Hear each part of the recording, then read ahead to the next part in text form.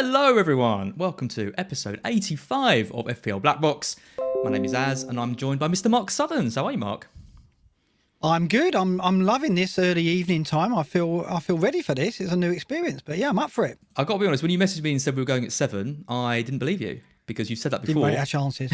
But here we are. We're here at 7.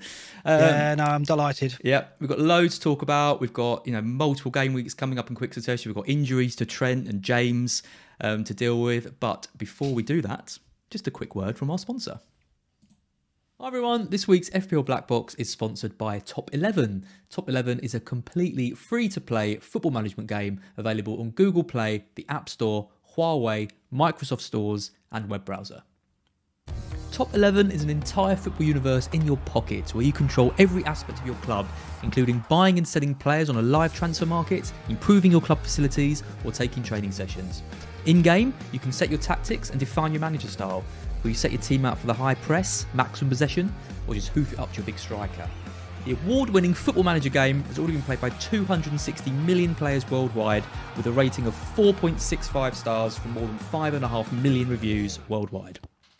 Now, I actually played Top 11 back in 2013. I was doing a trip around America. I remember being sat in a bar doing my Champions League final match against someone from home. I won. I did a shot of tequila to celebrate. The game's been completely revamped since then. You can see they've got this new 3D match engine, so you can see all your players taking shots, so your goalkeepers making saves. It all just makes it all look a bit more kind of realistic. As well as the Champions League that I mentioned, you'll also be competing in the League Cup and the Super League against real players with matches each day. So if that all sounds good, there's links in the description below. Give Top 11 a try. Let us know in the comments what you think about it. And now, back to the stream. Okay, look at that. Seamless. Beautiful. Right, let's go straight into talking about game week 10. It was a pretty dire week. Oh, God. I don't understand it, right? I think we joked last week that surely at 5.5 million I can't get a green arrow. I got a red arrow. I got a red arrow of 11,000 places. I went down 11,000 places. With that team, can you explain to me? Well, that's your team, at the moment, but with my team, I just don't understand it. Let's come on to your team. Let's come on to your team first. I mean, it's another red arrow for you. 2 red arrows in the 5 million club. Pretty impressive. I just don't believe it.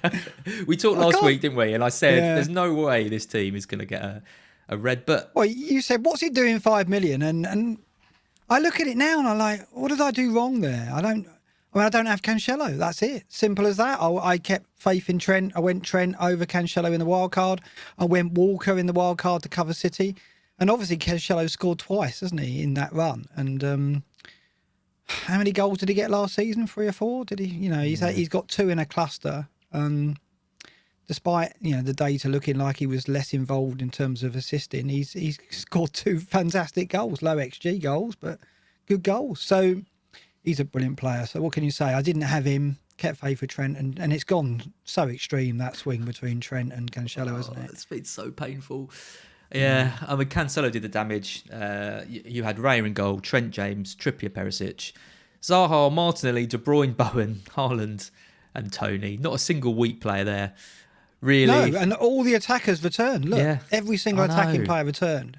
He still got a red. Yeah, I still got a red arrow because obviously Cancelo's in so many teams, and So what do I do about that? I guess we'll talk about defenders a lot tonight because of the situation with Trent and Reece James now, and of course the missing fixture of game week 12, which makes it really tricky, and it means that we're going to be discussing some names that are quite, shall we say, unfashionable. That's a nice way of mentioning some players. Yeah, I mean the problem with Cancelo, and I'm gonna come on to my team, is exactly the same as you. I didn't have him.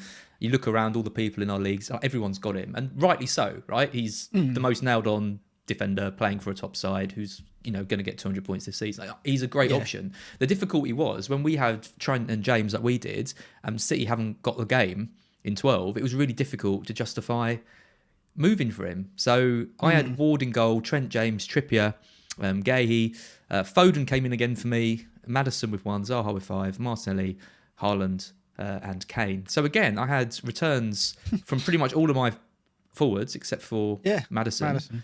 And Trippier's point still got a red because Cancelo got 18, And yeah, it's just, I mean, the goalkeeper situation is a bit of a nightmare. But I mean, I had Diaz and I sold Diaz because I wasn't sure about, his. If I'd done nothing again, I would have been like 12 points better off because I took a 4-point hit, bought in Gahey and Zaha, got rid of Diaz and Trossard and Gross for a hit, and only got 6 points, and they got that back with and then the 4 points on top. So tough week again.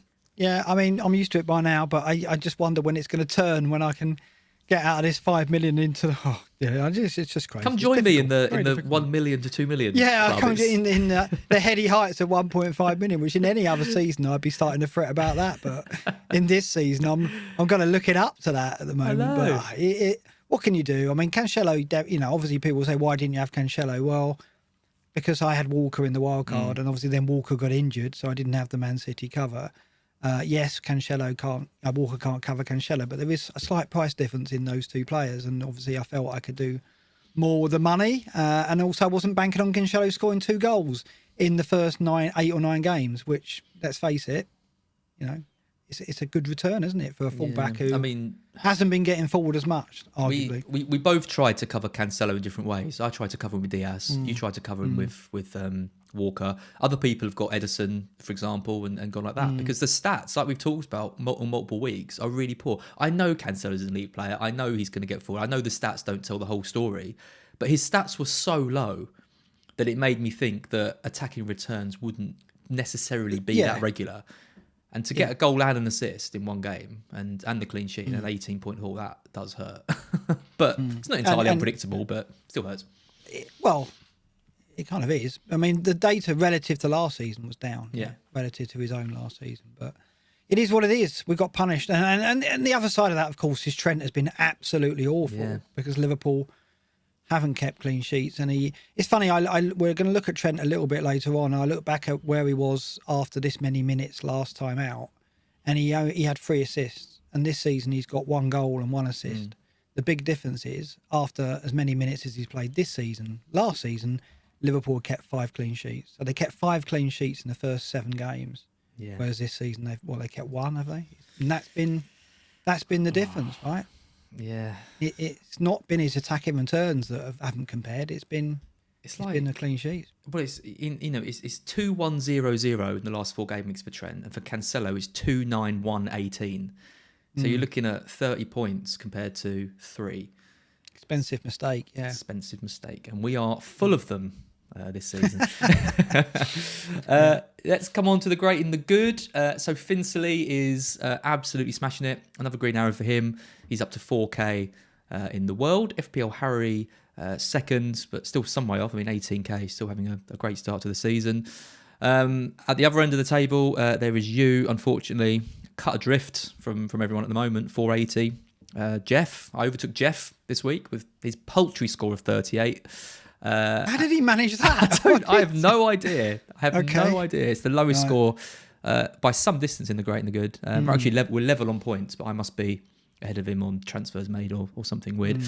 Every single manager captain Haaland in the great and the good this week. Which yes, I wonder how often we're going to see that now from now on. Yep, I wonder if that's going to be the same this week. Given that it is a tough fixture in theory against Liverpool. But then you look around at the options, and I'm struggling to know who to go for this week, other than him. He's had the rest. Liverpool have now got defensive injuries, so I think this trend's gonna continue. Unfortunately, one thing Greyhead did for us was he looked at auto sub points. Just a shout out to FPL Harry, who's had 32 points auto subbed. To put that into context, the next highest is Magnus with 14. So FPL Harry's had a bit of jam. Do you define that as luck? Do you define that as luck? Yeah, of course. Okay, of course it is. Yeah, I mean, you can have a not squad depth. No, not squad depth. Don't give me that. No. Auto sub points are all jam.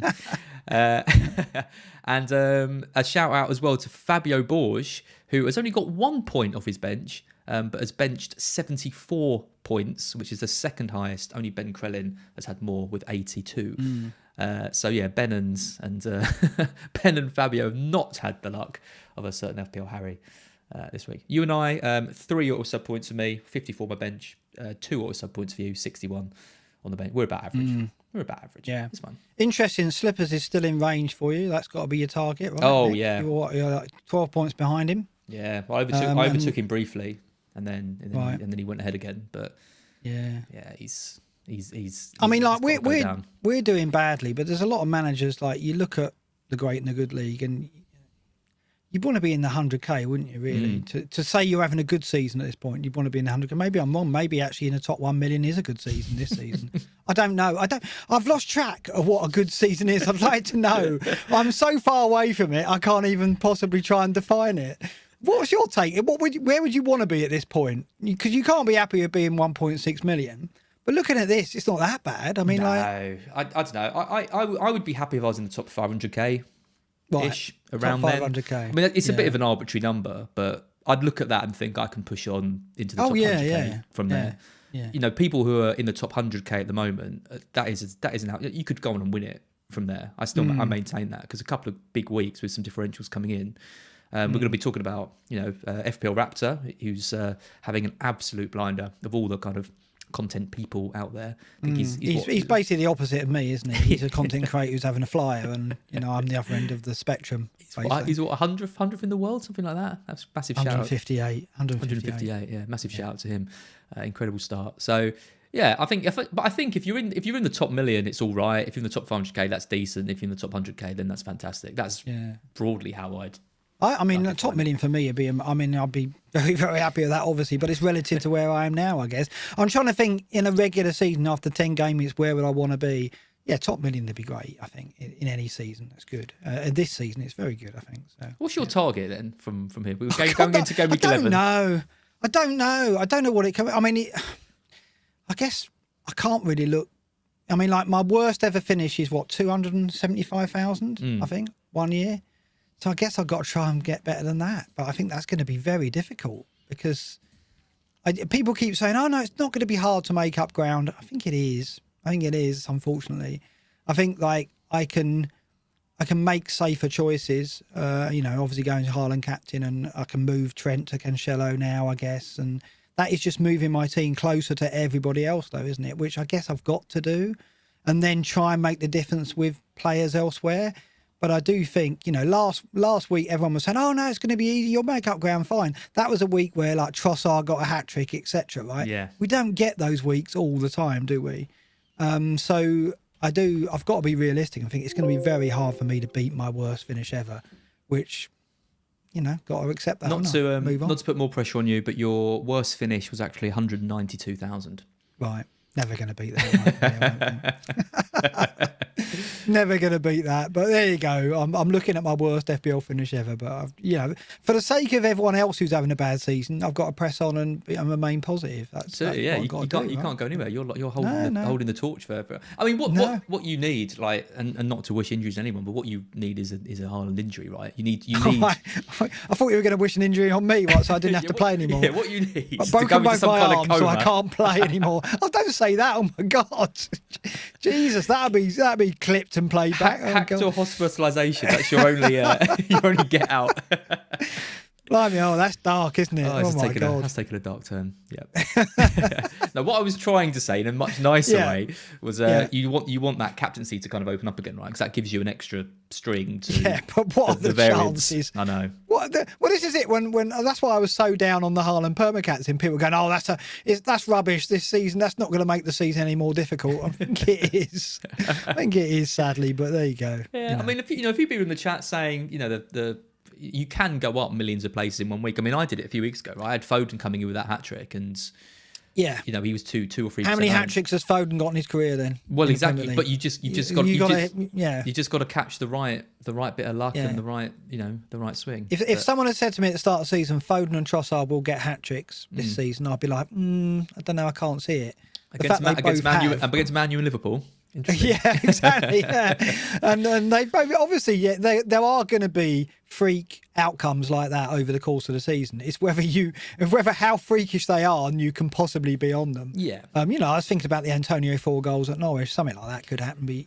But hit that is a one in a. But you put yourself in the positions to try and hit them. Right, you look at the stats, you look at the fixtures, and you try and get those players that are 5% owned and stuff. Yeah. And we there that's will, why we're here. Well, exactly. That's why There will be opportunities. I've got no doubt. Yeah. I'm not down on it, honestly. Going to give it a go, aren't I? Hopefully not end up in a coma. Hey, Az, right? That'd be good, wouldn't it? Right? Imagine if you finish worse than 5 million. I'm not thinking about that. Anyway, onto the ticker. This is the ticker for the next 6 weeks. Palace right at the top. They disappointed straight away, didn't they? That was inevitable. I thought they were going to win that game against Leeds quite comfortably, and Zaha was pretty poor. Did get the assist in the end, but all the points went to Eze, of course, because why wouldn't they? Why would? Well, he's played well this season, to be fair. Yeah, he has signposted returns. More points than Zaha now so far, but it's just typical, isn't it? When everyone buys someone like Zaha, and then he puts in probably his worst performance of the season, and no. Yeah. I still think it's all right for this run. I mean, I'm happy definitely. Sure. Yeah, me too. Yeah. Bournemouth next. They are doing absolutely incredibly. They're 8th in the league or something stupid. Got beaten 9-0 by Liverpool. They're ahead of them. Dom Solanke, we slated him last week. 2 assists, obviously. In Billy's team, straight in Billy's team. Big return straight away. Yeah. Yeah. He's probably the only option that people are going to be looking at. Maybe Billing. Billing is starting to. No, Billing looks good. Yeah. Get some quite big returns. Wolves next. See Lopetegui. That's how you pronounce it. He's turned them down. Yeah. So they are still managerless, but they've got a good run. Got your boys next. That's going to be a thriller, isn't it? Anyone nipping out for some conifers should choose that time to do it, basically. Well, you've sacked your entire recruitment team, is that right? Oh, I can't think why. Why would we do that? You were quite positive about some of those signings.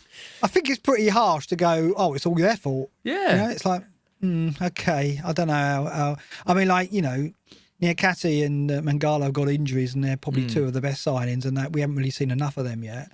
I think it's pretty harsh, but they had their reasons. Who am I to question Mariakis? He knows what he's doing, and I'd be too frightened of him to question him anyway. So. I just love that Cooper gets a new contract and they sack all the recruitment team. I think basically they went, right, we've got something to blame here. Is it the manager or is it our recruitment? I'll tell you what, we'll give the manager a new contract and we'll go with recruitment. So bizarre. Everton next. They do have a really nice run from Gameweek 13. Palace, Fulham, Leicester, Bournemouth. Defensively, they look good, but obviously you can see the 2 goals against United. Calvert-Lewin might be back around then, but he's been out for a while. Probably he was on the bench, wasn't he? Yeah, it probably won't be a massive factor for us, but worth paying a bit of mind. And then right at the bottom, obviously Arsenal and City at the bottom because they've got that blank, but it's good runs for them after the blank. Arsenal got Southampton, Forest, and Wolves in the next 4. City have got Brighton, Leicester, Fulham, and Brentford. So you want to make sure you got your triple City back in place, right, for 13. Yeah, I think so. We'll see how it goes. Brighton's not an easy game. That's going to be an interesting one, isn't it, when Brighton go to City? And because, after what you did at Liverpool, that Brighton will go there with some confidence they can cause City problems. And I don't think Brighton are going to cave like other teams have done at the Etihad. So, but yeah, for Leicester away and Fulham at home, you want to have free City quota back by then, because those 2 games will have a lot of goals in. Not sure how many they're going to get at home to Brighton. Be an interesting game. We are open. It was a frustrating game against Spurs. I might have got into James's DMs at Planet FPL. Oh. Okay. And he wasn't too happy with what I was saying. But oh dear, were you getting carried away on social media again? That's not like you, I did it, making friends on Twitter. I did it privately, at least, right. So I'm learning. But let me just say, there's only one team trying to play football in that game. That's all I'm going to say. Leave it alone. These are friends of mine. I don't want you alienating my friends on Twitter. It's outrageous. We're playing. I'll tell you what, looking at this ticker, the darkest blue on here is becoming Forest, isn't it? And I've got to say, this is my first season playing FPL with my team in the division, and I'm really not enjoying it at all. Monday night was like horrible. I was like a ball of anxiety. It was a terrible game. And now I'm looking at this defensive situation and thinking, you know what? The best team to bet against scoring is probably Forest. I've got... and it's really hard. I've never been in a situation where I've got to buy players that are coming up against a team that I'm going to be wanting to win. Yeah. It's a very difficult... Never had it before. And obviously you've experienced it with Brighton, and there's other people in the community that have it with teams like Leeds as well. Leicester, there's big names in community support, Leicester and Leeds and yourself and Brighton. It's hard. I'm I'm finding it hard to adjust, I've got to say. Yeah, the good thing about Brighton was we were never like the whipping boys. Like we came up and under Houghton and we were kind of quite defensively. So I don't think we had too many pastings kind of in the league. Obviously, we stayed up that year and we had a really good start as well because we had like Pascal Gross doing really well. Glenn Murray came in and was leading the line. Dunk became an option. Like we had like a good start, whereas Forest are the opposite. You've had a bad start, you've had your good fixtures, and now you're going into Liverpool, Arsenal. They're tough. I mean, it's a good time to play Liverpool at least in a few weeks. Well, but really, I've as an FPL manager, I've got to be targeting Forest, which is difficult to do. I find it really hard. So, yeah. That's not going to help me get a better rank, is it? But there you go. No. Well, this year, Forest up. Just enjoy it for as much as you can. Yeah, just enjoy it. I'm really enjoying it. Easy to say, isn't it? Yeah. Let's take a look at some team data. So this is the team data attack. City right at the top. Arsenal just behind now. Arsenal have been absolutely brilliant this season. Just Delia's in the chat. I'm sure she's absolutely loving what she's seeing from them. Took Liverpool apart. Although, do you see that the VAR stuff again about the cameras not being able to pick out Saka? You see all that? No. What was that about? Apparently, Saka was offside in the build-up to Martinelli's goal, but the VAR cameras, he was basically in the only position on the pitch in which the cameras couldn't pick him up. There's a VAR dead zone somewhere, is there? VAR where you can't get picked up? A VAR dead zone, and they missed him. And the Martinelli goal shouldn't have stood, but it did. That's what I read anyway. Wow. Yeah. Okay. But, they were still the much better team and deserved to win. It was a good game, though. I thought Núñez was decent, actually. Liverpool third on the list. Obviously, they've lost Diaz now. Salah's been benched in the Champions League tonight. Trent's injured, so they're going to lose some creativity. But I did think Núñez was a constant threat in that game. The runs he was making was really good. I wonder if he might become an option for us soon. I think it's tough to consider any Liverpool player at the moment. There's so much change and disruption, and I don't know how they're going to get on tonight. They kick off in 20 minutes, don't they? So Klopp's flapping his mouth again. You see all that? He's had a go at today. Yeah, he feels. You can feel the tension off him, can't you? You can feel that something's wrong in the camp for him to be acting the way he is, and I don't think as FPL managers we can trust them at the moment because they might come out of this. I looked at he's Gomez and Tsimikas. They're now cheap and they're certain to start. But are you going to go there? I'm not sure Tsimikas is certain to start, but he's seen Robertson's on the bench again today. But I don't know. I just don't think anyone's going to take them on at the moment in FPL because of where they're at. I think we got. I think Núñez. I've been talking about Núñez since game week 1 as a player that could really come into the reckoning. And I hope he does because that's the type of player I need to shake things up. And it might happen, but I'm not sure I'd want to go there at the moment. It was just when you've got Jesus, Haaland, Mitrovic, Kane all there. It's like, do I take the risk and go for Núñez over one of those? I mean, we'll talk about Núñez coming up in a bit. I do think there is something there in a couple of weeks, maybe even next week in Game Week 12. Down the bottom of the attack. Teams, I went for Ward in goal because Bournemouth's attacking stats are so bad. Well, it's the 3 promoted teams, look. Yeah. Oh, yeah, you're right. Yep. Forest, Fulham, and Bournemouth. Bournemouth, massively far down, but they're just grinding out wins and picking up points. And you're right against Leicester. Leicester just couldn't deal with set plays and crosses into the box and Solanke, his height and physical prowess. I don't know what is going on at Leicester. It's really poor, but... yeah, interesting. Yeah, 3 promoted teams right down the bottom in terms of attack. Well, if you look at those teams at the bottom, the only team down there that perhaps shouldn't be and we expect to get out of it would be Palace at the moment. I look at Southampton, Wolves, Villa, Leicester and think, they'll all be in the bottom half of the table. They deserve to be in the bottom half of the league table, and there's no surprise then they're in the bottom half of this table. West Ham, you'd expect to push on up. They have. They've been lower than that in previous game weeks, so they're slowly creeping up that table. I'd expect them to be in the top 10 soon, but the bottom 7 or 8 teams other than that, look what you'd expect really. It's what we've seen all season. There's no surprises in the data, is there really? No, not really. No, I mean Spurs big chance per 90 of 2 is low, as is Chelsea's at 2. For example, Brentford's is higher, 2.67. United's is higher, 2.5. Even Leeds is higher. But Spurs are doing all right for XG, non-penalty per 90. They're 5th in the table. I mean, City with 4 big chances per 90. Brighton are next with 3. And then every team is in the kind of 2 to 3 mark. So they're getting 4 big chances every game, pretty much. And then they've got someone clinical like Haaland up top. They're just going to get 2 or 3 goals every match, aren't they? Well, they're equipped to, definitely. Yeah. And this is one of the reasons why I'm looking at De Bruyne. I've got De Bruyne at the moment, and the plan was to sell him. But going to Liverpool in the state that they're in, City are going to score at least 1 or 2 goals, aren't they? I mean, I just can't see any other outcome than a couple of goals for City. So I don't think I can sell De Bruyne, given the injuries Liverpool got as well. I don't think it's going to be a tight game. I think City are going to score goals, and Liverpool will have to come at them to get anything out of the game. So I think it's going to be open. I mean, the surprise here is Leeds, I think, in 6th. They've really kicked on under Jesse Marsch this season so far, without really having an impact on their FPL seasons, mainly because Rodrigo got the injury and Sinisterra, just as he was going to come into the reckoning, got the suspension. But they could be on the cusp of becoming a team that we start to show more interest in, I think, in attacking terms. Yeah, I want to see them with Bamford up top and Sinisterra there and sort of Aronson pulling the strings and things. I don't know, they've been fun. Like, I remember watching the first couple of games, especially against Chelsea when they won that game, and thinking, oh, this is actually a really exciting team.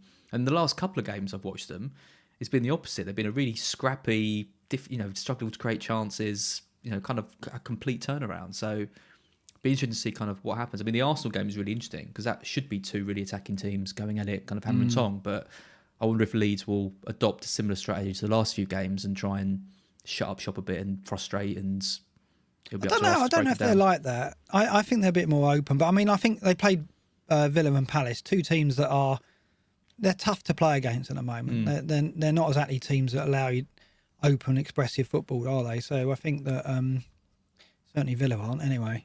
So I think the jury's still out on these. I'm still willing to think that Leeds will be a thing for us this season in some respect. I'd like Rodrigo to get back in, but like you say, until we know the first choice, Rodrigo came in and played behind Bamford, didn't he, at the weekend? So if that remains, he could be an option again, and that maybe Bamford as well. In theory, it's only because Sinisterra was out, right? I wonder maybe. When he comes back, if that means Rodrigo's going to lose out. I would have thought Haverson makes way. Yeah, maybe. It'd be interesting because he does seem to like Rodrigo. I think the team sheet against Arsenal is going to be quite telling because he's finally got kind of all the players back and fit. Let's look at defence. I mean, Liverpool are in 9th. We've talked about them already and the chances City are going to get. I mean, that is a big change from last season. 2.50 big chances per game. The only teams lower than that or higher than that are the bottom teams, the bottom 3, and Leeds. So it's Leeds defensively, and they're upside down, aren't they? Basically, well, they're back to what Bielsa made them, defensively fragile, but with what seems to be a good attack. But Liverpool's demise in terms of defensively is they just don't look. I mean, they've conceded first in 8 or 9 consecutive league games now, or something stupid like that. Every time there's a game now, they mention that stat because they do it again. So you'd think they're going to concede early against City and first against City. They probably conceded Rangers tonight in 10 minutes. So it's just the way it's been. They cannot keep clean sheets. It's very strange because I mean when they had that season a few years ago and they had all those injuries, I mean they had all their first choice centre backs were completely out. Thiago was out. I think Fabinho was even injured for a bit. But I look at their lineups each week and think, apart from when they had like Milner and Elliott and like a really lightweight midfield, like their lineup have been pretty decent. With Van Dijk and Matip has been back, or they've got Konate in there. Their midfielders look like quite strong, but there is something not right there, and I can't put my finger on what it is, but I don't really know. Like, at least they always had the excuse of having all the injuries. It's just before. confidence. Yeah, it's just confidence. I mean, the team is shell shocked, I think, at what's happened so far, and they can't get any rhythm and fluidity in their play, and they're just lacking confidence in defence. Definitely. I mean, Van Dijk looks a shadow of the player we've seen in previous seasons. That's what is most shocking. I mean, Trent. We knew there were defensive lapses in his game. He's had a lot of them in a cluster recently. But Van Dijk is the one that shot me. Ever since that Gameweek 1 challenge against Mitrovic, which was totally out of character, he hasn't really progressed from that. He's been making mistakes and hasn't looked the assured centre-back. Well, let's face it, everyone would say he's the best centre-back in the Premier League in recent seasons, and yet he's nowhere near that this season from what we've seen. No, he's way off it. Looking at some of the top teams, I mean, City are top, obviously, and then it's Arsenal again. So Arsenal, talk about rivaling City this year, being kind of the only rivals really to City. Second in the attack and the defence data, and in the league, or are they top of the league? think they're top, aren't They're they? top of the league, Top of Arsenal, yeah. Top of the league. Yep. Look at West Ham in third. Absolutely amazing. Their defensive numbers are really, really strong. And I'm sat with Emerson, who doesn't play. Lovely. But, Yeah, West Ham, if they play him and they play Liverpool in game week 12, which defensively looks a bad fixture, but if they, I don't think Liverpool way necessarily is anymore. So I think West Ham are a team that we should look at. Newcastle in fourth on the defensive data. They were high in the attacking data as well. Newcastle probably, the most improved team in the last year, I would say, in terms of what they've done. And again, like Leeds, I think they're a team that we're going to take more notice of in weeks to come, because even the likes of Almiron now is shifting into view as a viable option, right? And I never ever thought I'd see that. And so, yeah, I mean, we've got to give credit to Newcastle and West Ham here defensively. I think West Ham will get better in attack as well. So they're teams to focus on in the second half of the season. Yeah, I mean, teams that we shouldn't give any credit to are mainly Leicester down in 19th. I mean, Leicester's defensive numbers weren't actually too bad a few weeks ago, but everyone was kind of blaming Ward. But now Ward is making mistakes again, and their defensive data looks really suspect. So I just can't see things getting better from them. They are so bad defensively, and it's just so strange. The confidence is just completely shot on that side. I feel like they need to make a change with the manager, but they're sticking with him. And I think as long as they've got Brendan, I would be favouring attackers against Leicester, because something just isn't right. It's funny. I looked at the ticker for the next three game weeks, and Fulham and Leicester have arguably got the best fixtures. So I was thinking, right, if I was going to just target a defensive replacement in the short term, who have got the best fixtures? It's Fulham and Leicester. But you're not going to look at a Fulham and Leicester defender, are you? Because they're just, I mean, Castagna maybe. If they had an option which promised some attacking returns, you think, well, he doesn't get a clean sheet, at least I get. Castagna could be, I guess, but. I don't know if you wouldn't go to Leicester. I mean, look at that data. I mean, that tells you it's just cruel that those two teams are the teams with the best short-term fixtures in terms of opponent. Well, the biggest cruelty is game week 12, because you look at West Ham and think I want to get in Zuma. Well, they play Liverpool.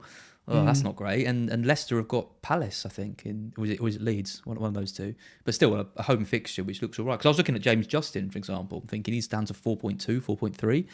He's just a nice, easy move from Emerson if he's not going to start. But then I think I might as well just take the 0 points and save the transfer.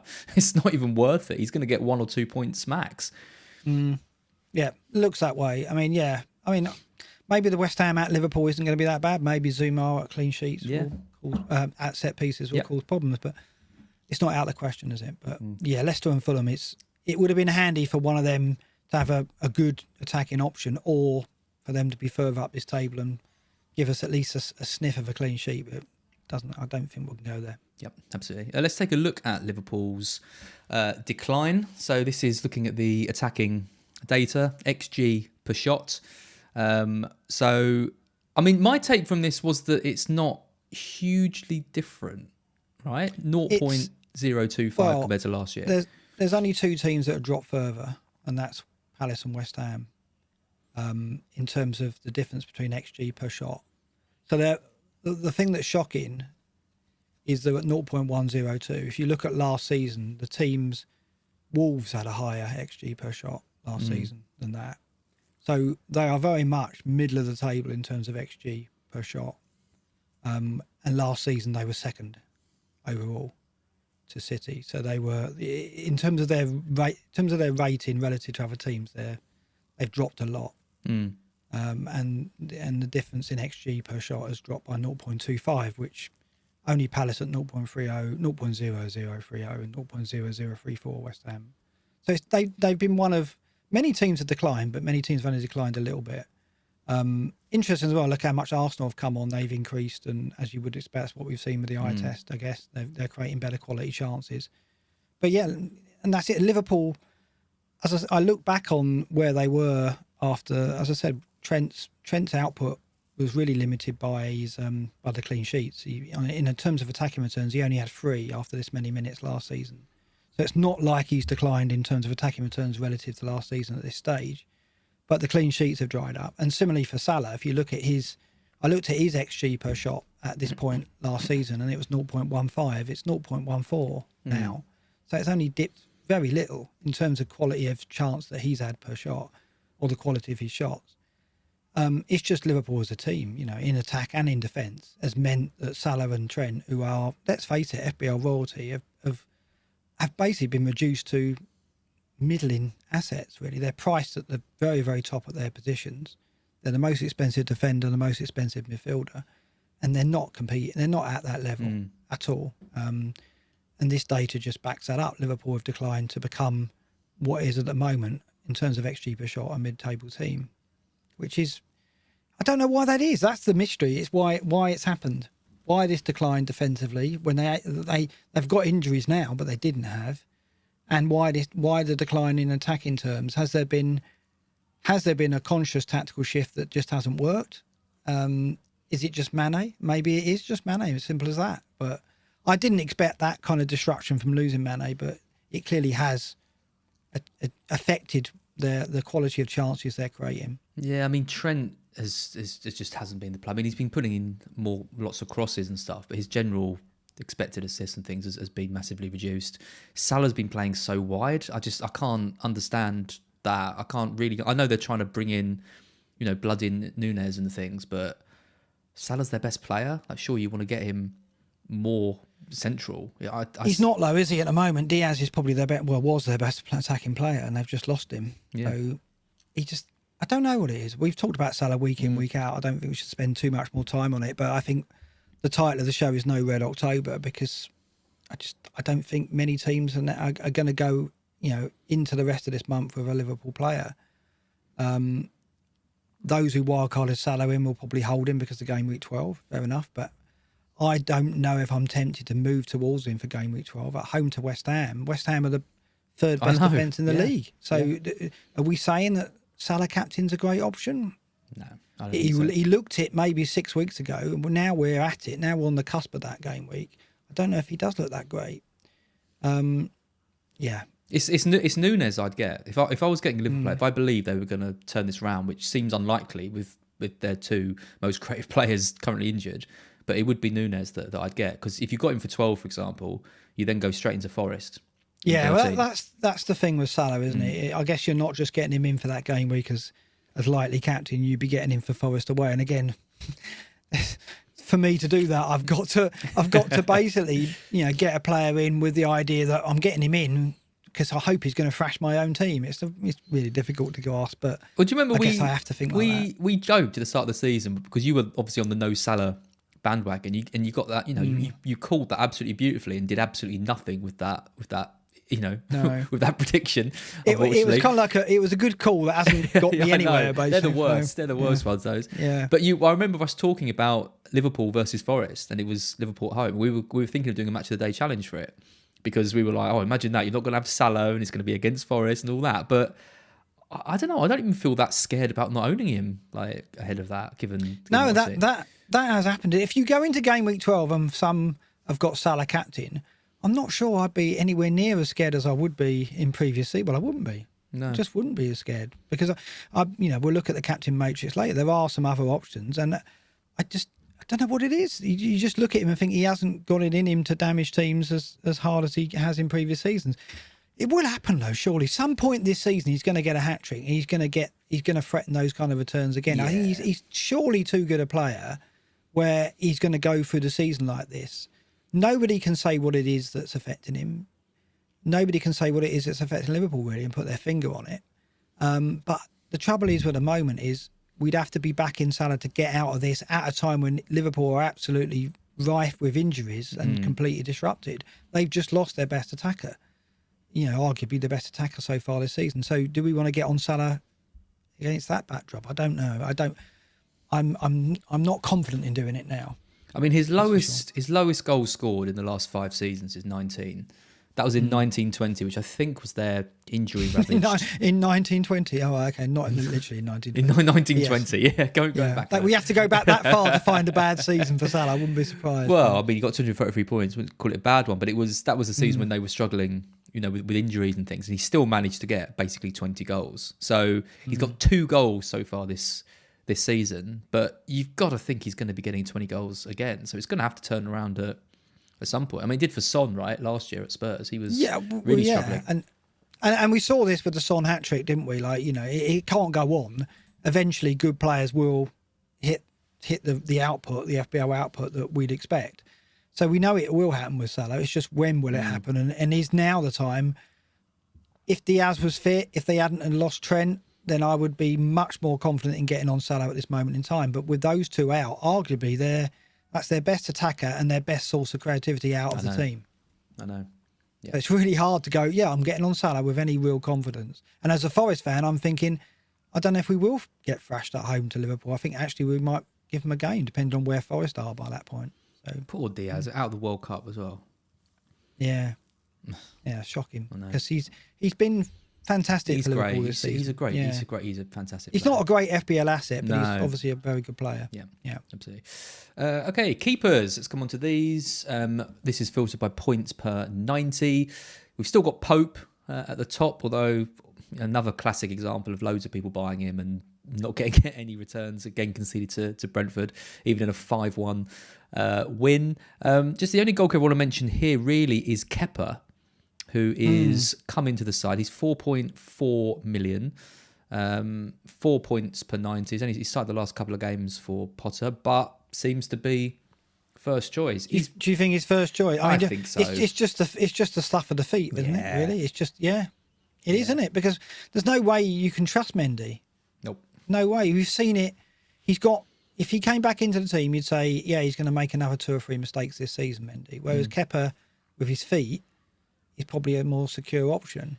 So you know Potter well. Do you? Well, I know what happened with Ryan. Ryan was the same. He was our first choice goalkeeper. His form dipped a little bit, and he couldn't play with his feet. And then Sanchez came in, who could do a lot better. Potter's learned from that, and he's made the move quickly. Potter is the kind of manager who doesn't. If Kepa makes a couple of mistakes and concedes a couple of goals, to him that would be worth it for the build-up play that he can bring to the short play. So I would be absolutely amazed if Mendy came back into the Chelsea side with Potter there, because he can't do what Potter wants about short passing. So I think Kepa. If I was picking a goalkeeper now, I'd go Kepa. I know. I think I would. If I was wildcarding now, you would go Kepa, wouldn't you? You go Kepa and Ward. It's worth the risk. You go Kepa and Ward. Yeah. No, it's much like where we are with defenders. The goalkeeper position it's a bad batch, isn't it, at the moment? Oh, it's awful. It is. I mean, I've got Henderson, who I just don't know. we were talking weeks ago. We were like, he's a standout. He's going to make loads of saves. Oh, I mean, they're. Well, you see, Forest have conceded 10 goals from outside the box. Yeah, I thought that'd be perfect for him. I thought, if they're conceding shots from outside the box, that's exactly what you want. He can't bloody save anything since I bought him in. Nightmare. No, he's been. He's a great goalkeeper. I don't doubt his abilities, but it's just not working. Everything's going in at the moment for one reason or another. Don't I know it? And Raya Martin, Raya for our two for keepers Brentford are for me. bottom pretty much for it's expected bad. goals prevented. And it's like it's one of your 11 players you're more or less writing off every week. I mean, like, I guess if you've got Pope, you're thinking Newcastle are, as they showed in the data, a much improved team, and I think Pope will get save points as well. So Pope still looks the best option, but you've got to spend that little bit more to get him. But like you say, I think if I was going anywhere now, it would be Kepa, because 4-4 for a Chelsea keeper in any season's good, but in a season where you'd expect Potter to go on progressing this team, and I think in the second half of the season they could be, defensively really strong. It's very strange with goalkeepers this season, because normally by this point we've got someone emerging. We've had Pope in the past, we've had Martinez, we've had Ramsdale last season, but there's no one that, like, I agree. If Kepa was, if I was picking a goalkeeper now, I'd pick Kepa, but would I be expecting clean sheets from every week? Not really.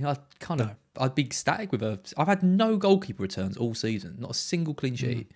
I can't ever remember that happening. I think you've had one, haven't you? Or maybe two max. Raya a couple of weeks ago. Yeah, we got one at Bournemouth. Yeah. You're beating me. It's basically you're relying on save points, and arguably even with Pope you are as well at the moment. So Newcastle seem to find a way of conceding, don't they? Just that annoying habit, and the same's happened for Ramsdale. Arsenal conceded in more or less every home game since 1920. It's been a tough few weeks for anyone owning an Arsenal defender as well. There's no chink of light at the moment, but Kepa's the one that you would go to if you're wild carding. at the moment for sure. Yeah, well, it leads us nicely into the defender chat because if teams aren't keeping clean sheets, that's your defenders difficult to pick. So what you look for in defenders is attacking potential, and we don't even have too much of that from the defenders at the moment. We're going to spend a bit of time on this section because obviously people are selling Trent, and James is probably going to have to go for quite a few people. I will say right now, I am finding it really, really hard to make recommendations on which defenders I think people should get. I mean, looking at the XGI non-put per 90, Perisic is top, but it's 0.36, and you've got all the rotation. Perisic is top, having done nothing for the last couple of weeks. Everyone else has just fallen below him. Perisic has stayed there through just by default, basically. I said he'd be there all season, but I expected those numbers to be higher, much higher. I mean, you've got Perisic. He was benched against Brighton. What are you thinking? I mean, would you buy him if you didn't have him? I think he is first choice. I think that was just a rest in the run of games that he's had. I think he will play against Everton. I think he's a good player for me to have. I haven't looked actually. He probably is. He probably. It makes sense that he comes back in tonight. I think he starts against Everton. I think he starts most league games, and I think that he's a good option to have still because everybody else is so poor. He doesn't start tonight. Okay. All right, well, we'll see. Who actually starts the Session playing left and Doherty right again, isn't it? No, Royale's back in there because he's not suspended in them. Right. Oh, yeah, suspended. Yeah. Okay. Yeah, I mean, the Spurs wing-backs are a nightmare at the moment, aren't they? We can't see... Of the Spurs wing-backs, I'd still say Perisic is the best option, still most nailed, because I don't think you can say Session or Doherty or Emerson Royal are. It's all questionable who starts. Every team sheet, there's going to be some anxiety. But I think if you can get Perisic on the pitch, he at least gives you some attacking potential. And when you take Trent and Reece James out of this, him and Trippier are probably the two players who give you some promise of attacking returns. When you go down the list, and you'll get into Castagna in 9th, aren't you? Before you get to a player who's certain to start and has any. Well, let me read the top 10 of this. So this is statistically the top 10 most attacking defenders. So Perisic top. Estupinian, probably not going to go there given our fixtures and the fact we probably aren't going to keep any clean sheets. Trent injured, James injured, Trippier, well, everyone's got him. Robertson injured. He's on the bench. He's on the bench. Yeah, does he come straight back in? I'm not too sure. I don't think so. No, nor do I. Then it's 8 Nouri. I mean, he didn't start the last game, so you can't go for him. Sessegnon, he's too rotation prone. 9th is Castagna, and then 10th is Neco Williams, who's also now rotated with Aurier. Yeah. So you're right. I mean, and then you got Zanko at Brentford, who's not certain to play. Certainly not. Carlos, who's injured at Villa. Azpilicueta, was. I mean, there's nothing here. And this is it. We're bereft of kind of go-to options, aren't we? It's a real problem. It's a real problem. I've got Perisic, so if you're not going there as well, the solutions are we're going down to like the mid-price bracket, and we're looking at players like Dunk, aren't we? And we're looking at Wolves defenders, and we're maybe even considering Villa or. Well, I mean, you're going down to even Dalot at United. Well, exactly, you're going right down to going right down to the budget defenders. If anything, I mean, I've got Gay, for example, of Palace, and Anderson's come back in. I mean, Palace are decent from corners, from set pieces, and I would expect them to get a couple of goals. I mean, Dalot, though, United, he's probably the standout option, and that side maybe Shaw is if he's now. Usurped Malacia. Malacia? Is that his name? Did I pronounce it? Probably not. I've really got to learn some of these pronunciations. Because I was doing the Premier League show last season. They've got the you obviously would have seen the it. Players but the players names, are so good that I love that. I really missed that this year. I mean, you could go for them. I mean, or the other option is if you don't have him. I mean, obviously a lot of people do, but I mean, we haven't got Cancelo. I'm half tempted just to get Cancelo in, even though it's Liverpool.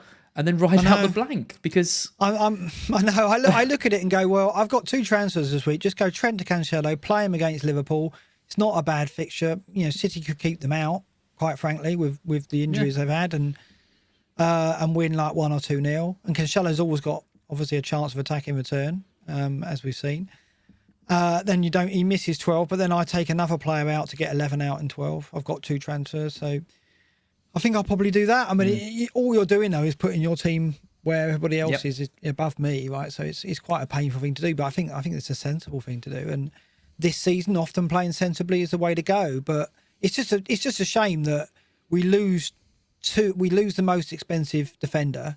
We got money to spend, and in defence, there's nowhere to go. There's nowhere to go to spend it because you're not going to go a Robertson or Van Dijk, are you? Because normally you might consider that, but the way Liverpool were defending, it doesn't seem money well spent, does it? I was Spurs, so sure this was going to be big at the back all season. I know. Look how it's changed massively, isn't it? I know. I mean, we always say this. We always go big at the back for a couple of weeks, and then and lo and behold, it's happened again. I just thought it's fallen out of it massively. Yeah, this time, I just thought with James, Perisic, Cancelo, and Trent, they would all be so relentlessly attacking and getting attacking returns pretty much every week.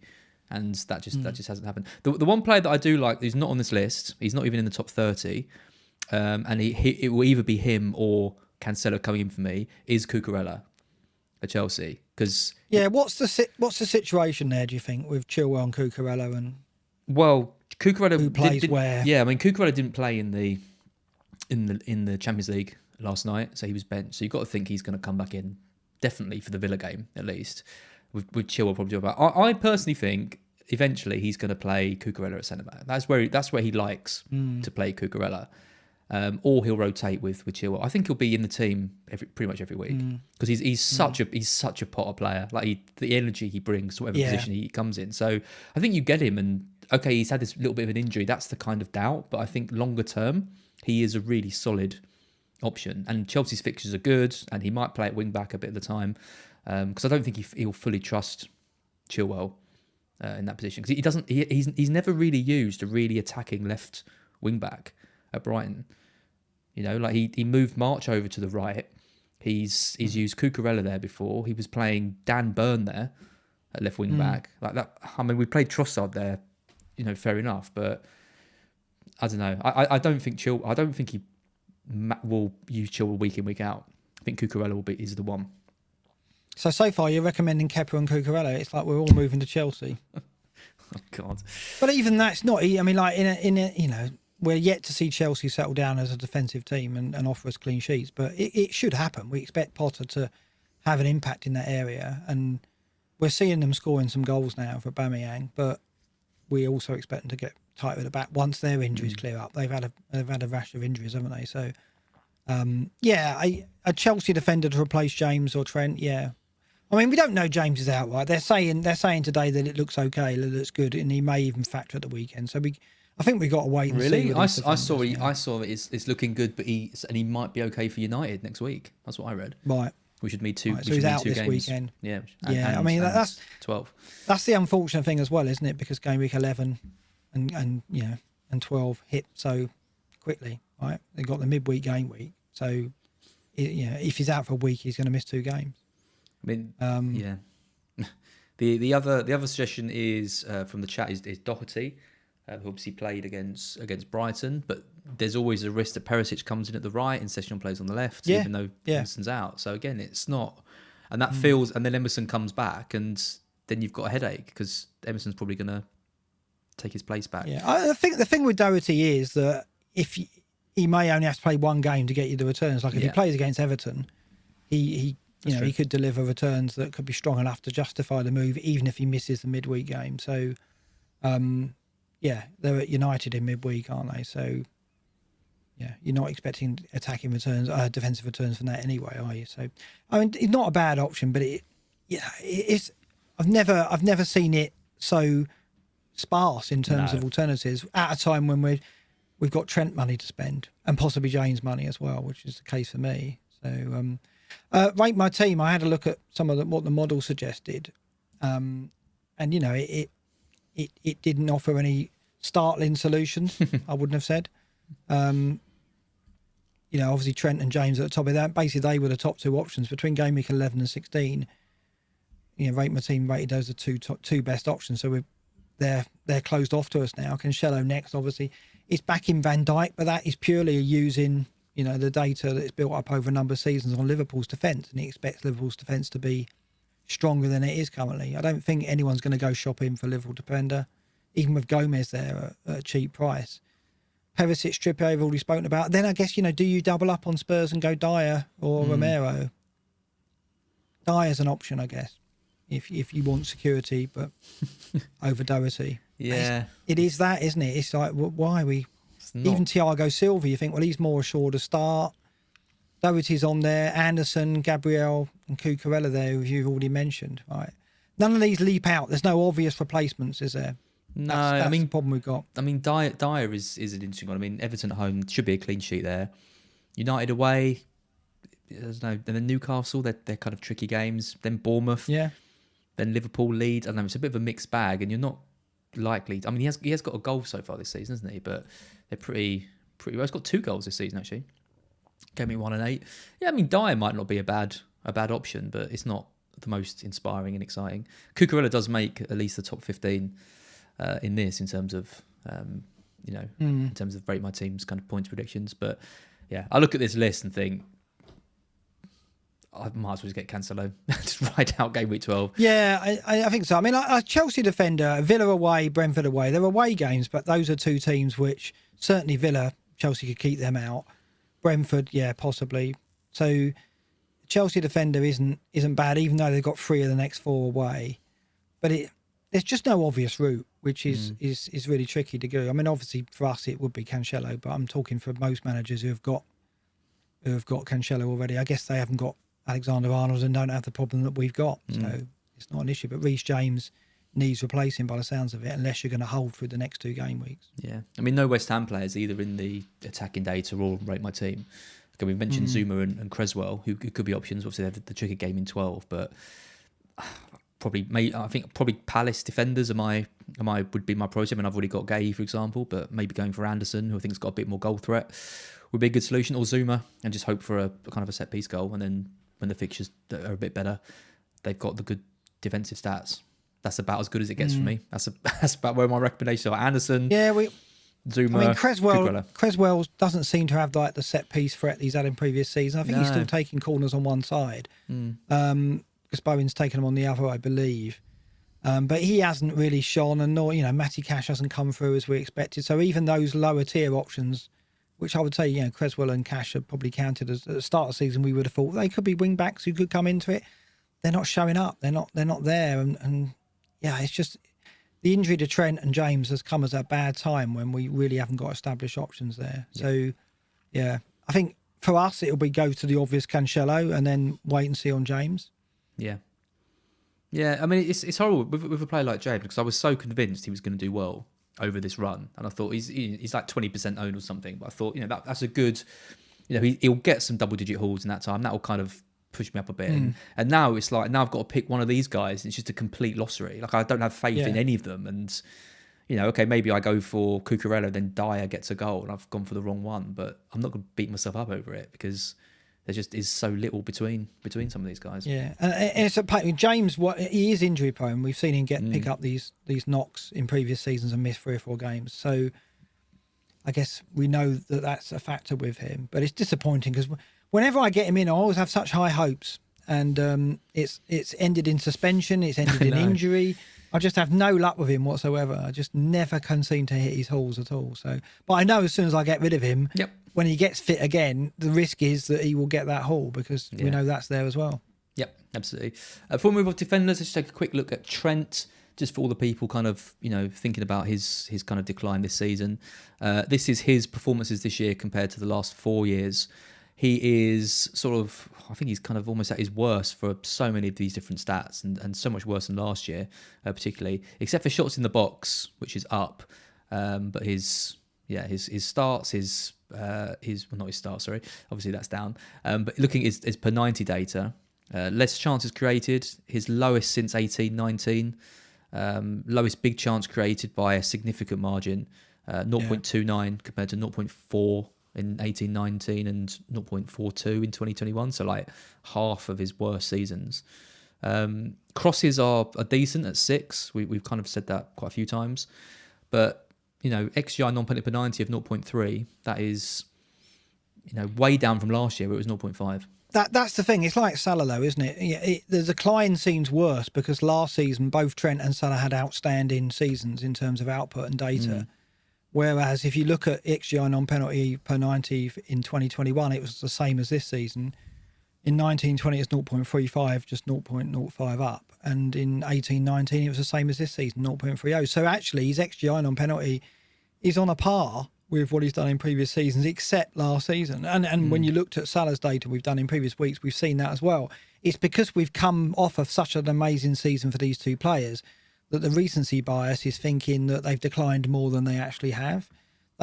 Trent, like Salah, has declined, but not massively. Liverpool have declined as a whole, though, with it, and that obviously exacerbates it as well. So I think what I'm taking from this data is I'm not giving up on Trent this season. I think he hasn't fallen so far where we have to think, well, his days as being the best FPL defender are over. I don't think that is the case. I think he could end up still being the top scoring defender this season.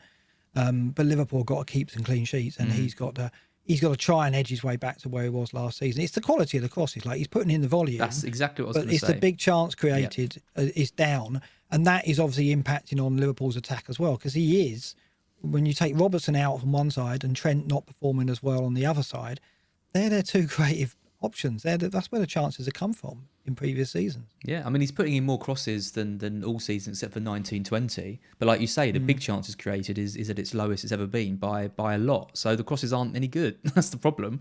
And you'd think, with Núñez there, he would be, put the ball in his head, Núñez scores. That's kind of one of the main reasons why they've got Núñez, for that physical prowess in the kind of box. And it's just not happening. And now he's injured for a bit, and it's going to take even more time to kind of adapt to it. So, but he has been here before. I remember a phase, was it last season or the season before last, where everything he crossed was just hitting the first defender. Yep. He just never seemed to be able to get in a cross with any quality and find a Liverpool player. And he got out of it. And obviously Klopp's got to play a part in that. The injuries come at a time when his confidence is low. Maybe it's come at a good time. Take him out because of the injury, get him when he is fit, get him back and start afresh, and hopefully he can start becoming the player we know he is. We know, I've never thought I'd not have him this season. Not many. I mean, it's taken an injury for him to come out of my team, and he will. But to be honest, just on form alone, I was on the point of taking him out anyway, and that's hard to believe this season that would happen. But well, I've only ever sold him once, and that was when we were doing that watch along, and I went to get a drink, and I came back and he'd scored, which is one of my worst ever moments in FPL. And I vowed never to sell him again. But yeah. Okay, let's take a look at midfielders then. Let's actually look at some decent options. This is midfielders over the season. Two City boys, first and second, De Bruyne and Foden. Salah is there in third. His XGI non-penalty per 90 of 0.65 is still really high, just not translating into points. He's top 10 for chances created. He's top 10 for shots in the box per 90, and he's top 10 for shots per 90. But he's not top 10 for points per 90, the crucial one. Yeah, 2 goals and 8 starts as well. It's not what we would have expected, but data-wise, he's up there. So it's reassuring. And like we said, minutes ago, we expect it to change. So it's just now, when you factor in the Trent injury and the Diaz injury, is now the time to go in for him and take that risk. It is a risk because there are players in midfield who are returning on a regular basis and threaten more. We've talked about the likes of Zaha having good fixtures. There's Maddison, of course. There's many mid-priced midfielders that tempt us away from going Salah. And also there's the thing that Haaland's going to be perma-captain. So do you need and want to spend big money on another midfield option when actually it might make sense to spread the funds, because you're not going to captain that 12, 13 million pound player. So, it's much to think about with Salah at the moment. But I think at the moment, I don't feel that pull to go back to him. No. Looking at some of the other sort of high-performing points per 90 players, I mean, Anthony is there at 8, which I believe is the second highest out of all midfielders, second only to Foden. He's come in and done really well, isn't he, for United? There was question marks, including from me, about the money spent on him, a lot of money, but his talent, he's very, very talented. I just wondered whether it would actually translate into returns. He's got 3 and 3 now. Do you think he's an option?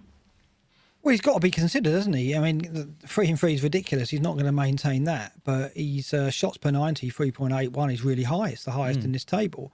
So he likes a shot. There's no doubt about that. A lot of them are outside the box, but he's a goal threat. It's there. It's evident in the data, and not only that, in the output so far as well. Yeah, it's a United player. There's a lot of competition in this bracket, though. That's the thing. There's perhaps players that you would go to first. Take a look at them. And Saka is coming off the back of 2 goals. He's on penalties. Zaha's on penalties. Bowen's on penalties. this is a factor in when we consider it. Yeah, so you're looking at mid-price midfielders now. It's something we're probably going to look at most weeks, because I think when you're talking about the Haaland captaincy, removing some of the skill, I guess, from the game, then it's the mid-price midfielders that present the best opportunity to try and make up ground. And so getting your choice of these right is probably going to be crucial. And we've got here on the table Foden, Bowen, Anthony, Trossard, Maddison, Saka and Zaha, right? These are the players that are probably in the conversation at the moment. Diaz is injured, so he's gone as an option. But these are all good players, and you're going to want two of these, maybe even three of them, if you're going without De Bruyne and Salah. Because most have got Martinelli and no one's getting rid of Martinelli, right? This is the crucial bit for me. Like this is where you can kind of rise up the ranks in getting this right. And there's going to be weeks in which they don't return. So like Maddison, for example, didn't return this week and had a lot of expectation on him, against Bournemouth. Zaha only got the assist, and there's already lots of people kind of buying him. But it's going to be really interesting to see the different strategies of either getting these players in and sticking with them. Like you've got Bowen, for example. What happens if Bowen goes on 2 games without scoring? And then you're looking at players like Anthony and Trossard and they're getting points. Having that patience or deciding whether to move for sexier options who are doing well is going to be really challenging, I think, because I think all of theyese players are great options and they're all going to have their spells of doing well, and you need to get it right in which ones you get. And Anthony, I think, is a really interesting one because I think at 7.6 he's a really good price. United have been clicking well in attack, and with I think Martial's out of the weekend, but when he comes back, I think that attack again is quite vibrant with Rashford and Martial and Anthony there. I mean, with Bruno Fernandes is amazing how he's just not a factor anymore, isn't it? Though I know we just never talk about him. Never anymore, talk about him. 2 seasons ago, he was the new FPL king, even more than Salah, and now he never even gets anywhere near our conversation. I thought he might have a bit of a resurgence this year. I saw him at 10 million and thought maybe this is. But I mean, what's he got? Let's go back to the table. Has he got any? Is he even in the top third? Is he in the top 30 in our table? He's there, 27th, 1 goal, 1 assist, but he's not in the top 10 for any of the key data. No, at all. So 0.38 XGI non-penalty per 90. Even Rashford is above him, 0.41. Well, you definitely go Rashford or Anthony over him, and maybe even Martial up top. Yeah, nowhere near. You're nowhere near going at the moment. No. Yeah, I mean these midfielders. I mean that's why I'm looking at it and going. It's De Bruyne is a difficult sell. He's top of this table, 0.78 XGI non-penalty per 90. And even though City are fantastic, they don't have the fixture in game week 12. And I look at it and think, if I'm not going to captain De Bruyne, can I use the money elsewhere? And can these mid-price options keep pace with De Bruyne? I think to an extent they can, if you can get the right ones, of course. And obviously spreading out and getting 3 of them gives me more chance of getting one of them that does well in any given game week. So I've got Zaha, I've got Bowen. Those are the 2. What you've got up now is what rate my team thinks are the best mid-price midfielders over the next 6 game weeks, 11 to 16. Top is Zaha with 26.8 projected points. Bowen is second, 25.26. They're the 2 I've got, so I've got to be happy with that. Both on penalties, and I think that's the factor, right? Bowen got a penalty at the weekend and it got him out, got me points, and Zaha could easily do that with the run of games that he's got in any game, even if he's playing badly. So that is always in their favour.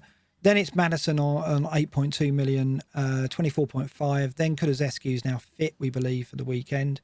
Don't know if he's on the team sheet tonight. He's not starting. But he looks like but he looks like he's nearing a return. Could be another one that we could come into the reckoning. I mean, obviously the Richarlison factor means that we don't know if he's going to be a regular starter, but he should be. Then Anthony, as you mentioned, 23.08 comes after Martinelli. Saka next. Saka on penalties too. I mean, Saka's probably the one that I'll go back to be honest. Yeah. After game week 12, I probably would go Saka, Zaha, Bowen. You go Jesus again. I'd go for.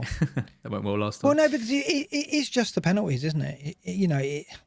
All 3 of them can score a goal from open play. Of course they can. But having the penalties in a game where their team is playing badly or they're playing badly, it can always get you a return.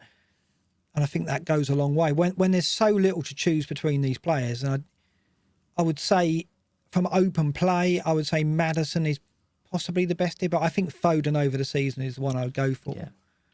But as for the rest, after Foden, I think it's think it's so tight between them. So I'd just go on the back of the penalties. Yeah, I mean, I've got Foden over De Bruyne, for example, and I think that's Foden's ownership is increasing, but there's a lot of De Bruyne stragglers who kind of haven't gone there, and I'm just hoping that Foden can kind of keep pace with De Bruyne, and then I can use that money to get another one of these guys, basically. Yeah, that's the difference between like an Andreas Pereira and a Saka, for example, is Foden over De Bruyne.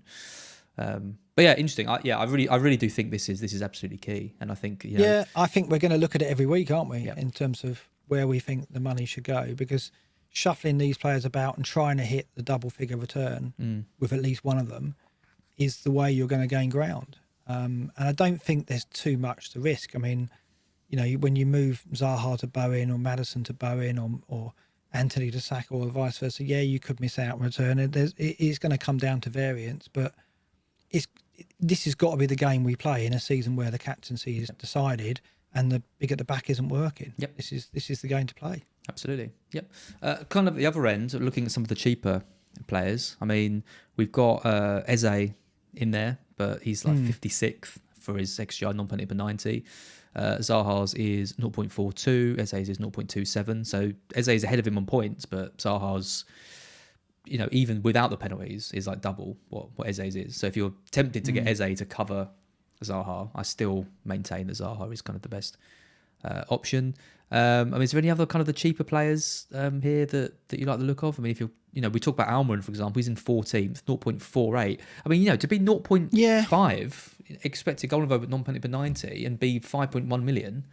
I think you've got to take notice of Almiron. I think you've got to. I mean, he's been a joke figure, hasn't he? I mean, I think Grealish made those comments about him post-season and so on. But I think like at 5-1, he's a cheap. Newcastle are much improved, and he is starting every week. He seems to be firmly in the first 11 at the moment. Murphy's looked good as well. Now he's back in the team. So I am tempted to look at Almiron. It's difficult to not, isn't it? You've got to take notice of the numbers, right? The data suggests, and what we've seen with the eye test, he's playing with a lot more confidence than we've ever seen before. He looks a threat in games. He never looked like he had an end product in him, did he, at all, until this season. And somehow Howe has unlocked that, given him the confidence, and now he is a player who is delivering goals, certainly delivering goals, not assists so far, but yeah. I mean, the stats don't. You see a player like Almiron with 4 goals in 9, and you think about his history, and you think, there's no way he's going to keep that up. And then you look at the underlying stats, and they're really, really good. To be 14th, kind of in the list. And you look at the fixture. I mean, Gameweek 12 is a fixture, and a lot of people are going to want a player like that. Coming off your bench or whatever. And he's got Everton at home. You couldn't really ask for a better fixture than that. So I think it's a great time. Maybe you bought Martinelli late, and you haven't got loads of value tied up in him. Could potentially be a move that you drop him for 1 week and maybe buy him back, or you find if you've got other players like I had Gross, only got rid of him last week. I think Almiron is the perfect player to bring in Game Week 12. There's so many options here. I think in a way having Andreas now as a fifth midfielder and not playing him, the move to go back to 5 in midfield and play 5 in midfield seems to be the way I should go now. If I'm going to make up ground, I probably need to do that. Get rid of Tony or Mitrovic and go 5 in midfield, because if that's going to be the area where it's most volatile, that's where the swings are. I've got to play to that as best I can, right? So I think I've got to look at it and go, because I look at these. I mean, we haven't talked about Odegaard as an option, who is great in any given game week. And Son as a heavy hitter, we haven't talked about him yet. We expect him to come back. Kulusevski, as I said, is now fit again. Rashford could be an option. We flirted with him so far. There are just so many players on this list. I mean, complete stark contrast to when we looked at defenders, where you think, Rodrigo again, Sinistera, they're everywhere. There's options everywhere. So it seems a waste to have a midfielder on the bench at the moment. It seems like I should go to midfield. So I feel as well. Yeah. So it's shifted, hasn't it? Because you look at Almiron, I just keep mentioning Almiron, but like the last 2 weeks, he's got 15 and a 7. Like if you had him for those 2 weeks, that's a huge rank increase if you've got him. And that's just a 5 million player. So it can be done. Like these ranking increases can easily be done. You just got to pay attention to these kind of stats tables and try and find the gem just before they it's got a fall for you though, hasn't it? It has definitely got a fall. If you told me that Miguel Almiron would be one of the highest scoring players over the last 2 game weeks. I would not have believed you. But I think if you go 5 in midfield, you're giving yourself more tickets than the lottery, right? So yeah, I think so. I think that's the way I've got to go. Yep. Forwards. Let's take a look at these. We're not going to talk about Haaland. We're going to go straight into number 2, who is Núñez, who I have been saying I think is great. You're kind of a bit less reluctant. No, a bit more reluctant. 8.8.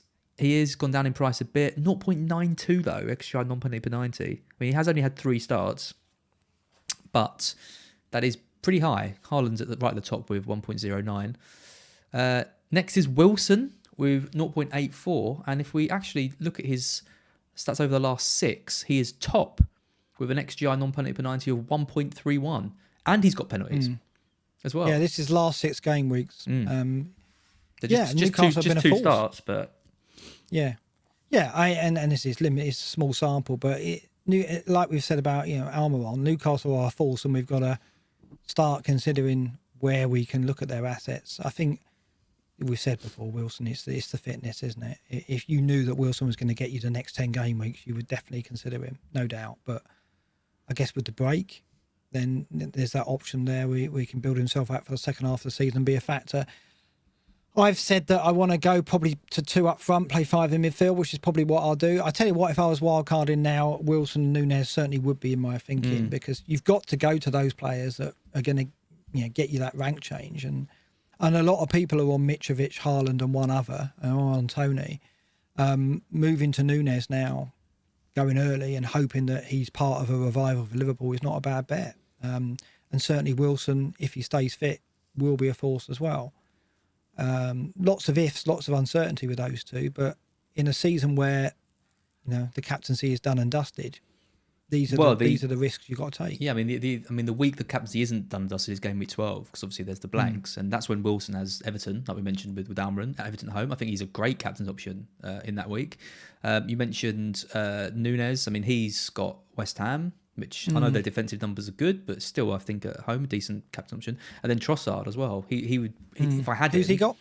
I wish you would come in. I can't believe you're not going to make it. Such a shame. I mean, he's probably for the best. Yeah, God, dear me. Yeah. But yeah, they're the 3 kind of captains. And I like game week 12, because we're not going to be doing a black box ahead of it, so we need to kind of touch on it a bit. But that just seems like a really fun week where everyone's going to go down different directions, and people are going to end up taking punts on players, and that's going to be a really fun midweek round of fixtures. I think I don't know who I'm going to end up on, for example. It's good, isn't it? Because in a season where there's a few certainties now with the captaincy there, but it's a week where you've got to roll dice a bit, and we should see some movement in the ranks, right? Hopefully we see some big returns from some players in that game week. Hopefully it's not a dance squib and there's very little there.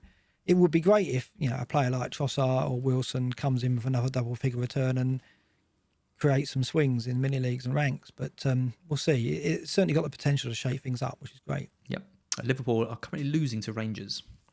There you go. Did concede first then, did they? Again. Also, how many games in a row is that? I think it's 11 or 12 in all competitions now. Crazy. Right, let's move over to predictions. We both had very good week. I said to you that 7 out of 10 was a record for you last week. Well, I got 8 out of 10. So. Oh, you swine. What's going on? I have no idea. We seem to be having miserable seasons, but now all of a sudden we're really picking up on the predictions. And I'm annoyed because one of the ones I got wrong was the Brighton Spurs game. And I was the one trying to convince everyone that Brighton, this would be a really tough game. My dad was like, no, 3-0 and all this. And I went for a draw and we ended up losing it. So I kind of got that one right, but wrong. But yeah, I got them all right except for Bournemouth and Leicester and Brighton Spurs. You got 2 perfect results though. Crystal Palace Leeds 2-1, and you called the United Everton 2-1, and you got 6. You got 6 out of 10. So I'll be happy with that. Anything more than 50%, right? So I'm edging up 52%. I think 52% is the highest any of us have gone. Is it? I don't think any of us have got to 53. I think you've been at 52% before. Okay. So 55% would be like the goal. If we can get there, it'd be amazing. You'll be getting the call from BBC Sport to take on. Take on Lauro. It's not Lawrenson anymore, is it? It's Mr. Sutton now. Yeah. Oh, is it Chris Sutton? They've kicked Lawrenson into touch and Chris Sutton does them now. Don't know what was behind that, but there you go. But yeah, got to be getting something right this season. It seems to be the predictions at the moment, but let's see how we do this week. Yep. So we'll come straight into it this week. So first game, Friday night game, big game, Brentford versus Brighton. Of course, my dad has completely changed his tune on Brighton. He was furious that we couldn't get the win against Spurs. He was angry with the manager, with De Zerbi. He thinks he's lost the dressing room already. And he's completely... Oh, yeah, he's completely... Honestly... God, your dad is so harsh these days. He's having a go at me. Now he's saying De Zerbi's lost a... Wow. You wonder where I get it from.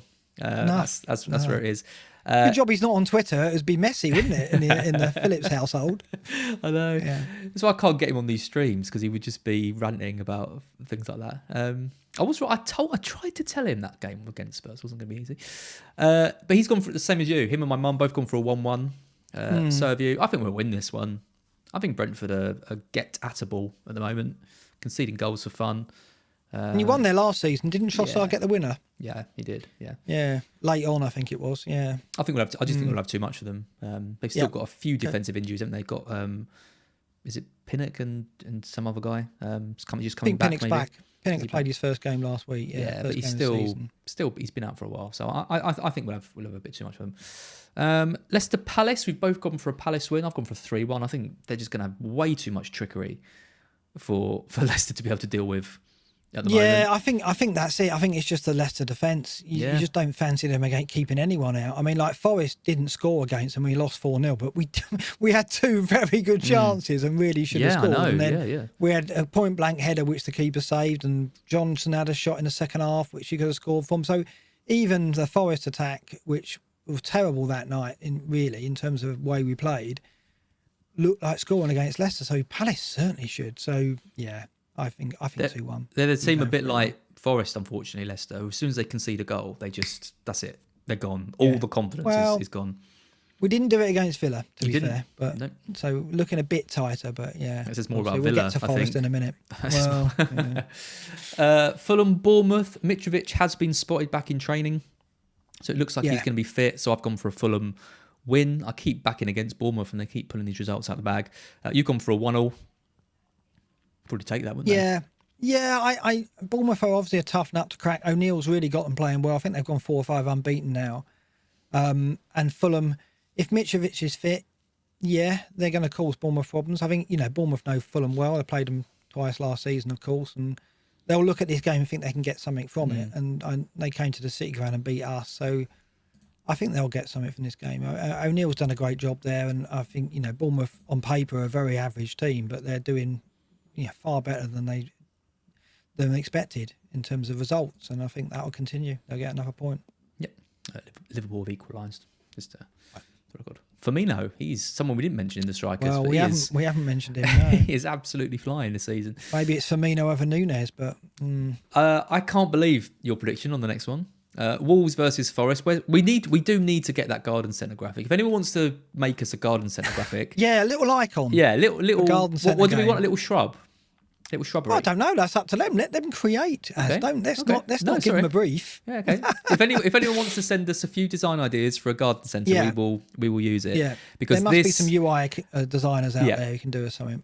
Because this is definitely the garden centre game. God, there is absolutely no doubt. It's not on TV. Thank the maker.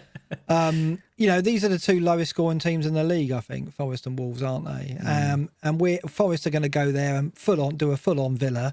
We'll just be like, well, very negative, I expect, and just hope we get something on the break or from a set piece. So, and Wolves don't have anything in attack, do they? Really? I mean, it'd be interesting what Costa does against our centre backs. It'd be interesting. I can't believe you've gone for a Wolves win. Yeah, I can't believe it. I don't want to do this. It really is horrible, this. Like, having Forest up, it's not been fun at all. I don't know what I thought it would be like, but I didn't think it would be as agonising as it is.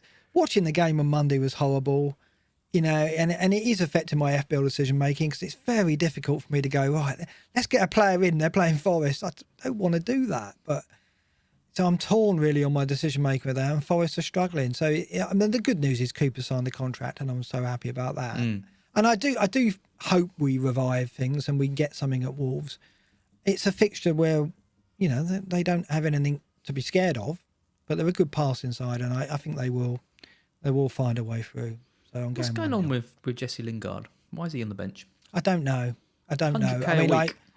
yeah, and this is, remember what he did for West Ham at Wolves? Remember that goal he scored where he ran from his own half and he just outpaced them and ran around the defence and just put it. It was like Michael Owen's goal against Argentina. It was like that kind of goal where he just ran and ran and ran. They couldn't catch him. And he Johnson nearly did it. Again, against Leicester, wasn't it? But I that player there that Lingard was then looked well. He was getting into the England squad again. Whereas now you look at it, he can't get in our first 11, let alone be a chance to be in the England squad for the World Cup. I don't know what's going on. I don't know if it's fitness or there must be that player still in there somewhere. He's not of an age where he would have lost it altogether. I can only think an injury or fitness is holding it back. But he just seems not confident. He just. I can't understand it. He's our match winner, right? You look at this fixture and go, with Lingard, we got a chance of winning it because he could pull something out of the bag. That's what I think. I would have thought he would be the first player on the team sheet unless there's something going on. Yeah, I for all Brennan has improved, but I think you've got to get you've got to get a fit. Brennan's not doing enough. Brennan's not doing enough to contribute into the overall play for me. And unless we get him factoring more in the overall play and we're relying on creating chances for him to be a factor, and we're not creating chances. We need Lingard in that 11. I agree with you, but I just don't think it'll happen this game. Yep. A few questions in the chat. One person asking what a garden centre game is. A garden centre game is if you've got to spend time with your family over the weekend because you're getting nagged about not doing enough with them, and you're getting dragged to a garden centre. This is the time you arrange to go to that garden centre for. Yeah. So you don't. So you look at the fixtures. Yeah. You look at the fixtures and you go, which game can I sacrifice and not see? And that's the game where I'll volunteer to go and we'll do the family thing. And often when you get to my age, the family thing is a trip to a garden centre, which, so if you're in your 20s, you're probably going, what?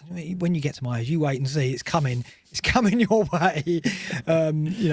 It's not much fun, but it could be more fun than watching Wolves versus Forest. Yep. And I wouldn't be surprised if it is. Yep. And someone else said FPL Spartans. No, was it FPL Spartans? It doesn't matter who. I can't even see. Hang on. I cut that bit from the pod. That was okay. Me rambling. No, someone else in the chat said, is this the worst set of 3:00 games ever? I think it probably is. Fulham, Bournemouth, Wolves and Forest. Yeah. Not great, is it? Big for the relegation battle. Very few goals. Yeah. Spurs Everton next. I've gone for a 1-0 Spurs win. Seems quite Spursy. You've gone for a 2-0. 2-0. I think, routine win. I think. Kane's got a very good record against Everton. 14 goals in 13 or 14 appearances, something like that. Yeah, and this was a game that I was going to get Son in. I probably won't do it, so Son will probably get both the goals. Yeah. Yep. Agreed. Villa Chelsea, both gone for a comprehensive Chelsea win. I've gone for 2-0, you've gone for 3-0. Gerrard's on borrowed time, isn't he? It's just dreadful.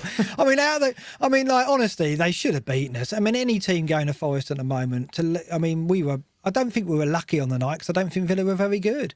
So I can't say that they did enough to beat us, but you know what? They're playing with fear. Their team are playing with fear, and I can only think that's because they don't want to get a bollocking off of Gerrard when they come off the pitch.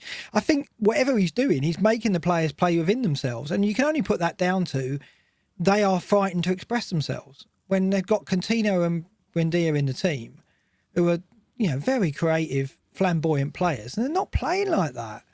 And I can only think it's because there's something, there's fear in them that they don't want to express themselves. He's not saying to those players, go out and play, have a good time, express yourselves, attack, have freedom. He's obviously not saying that. He's given them jobs to do and going, when you did that nutmeg attempt, you lost, and they feel like they can't do it. It can only be something like that. I can't understand. You're playing Nottingham Forest, who are really struggling at the moment. You play Danny Ings. We talked about it last week. Yeah. You start Danny Ings in that game and try and get some link up with him and Watkins, and you really go for it. And when I saw he wasn't in the side, I just thought they're going to struggle here again because they just haven't got that clinical edge to their game. And Ings is someone who could create something from nothing. They scored a low XG goal. Yeah. And they didn't really do much else. So if that hadn't gone in, I think we'd have won the game somehow. Which. Very dispiriting performance from Villa again. Absolutely. Both think Chelsea are going to beat them. Yep. Leeds Arsenal next. You've given Leeds a goal. I haven't. I've gone for a 2-0 Arsenal. You've gone for a 3-1. Goals in this one then? Yeah, I just like Arsenal at the moment. How can you bet against them?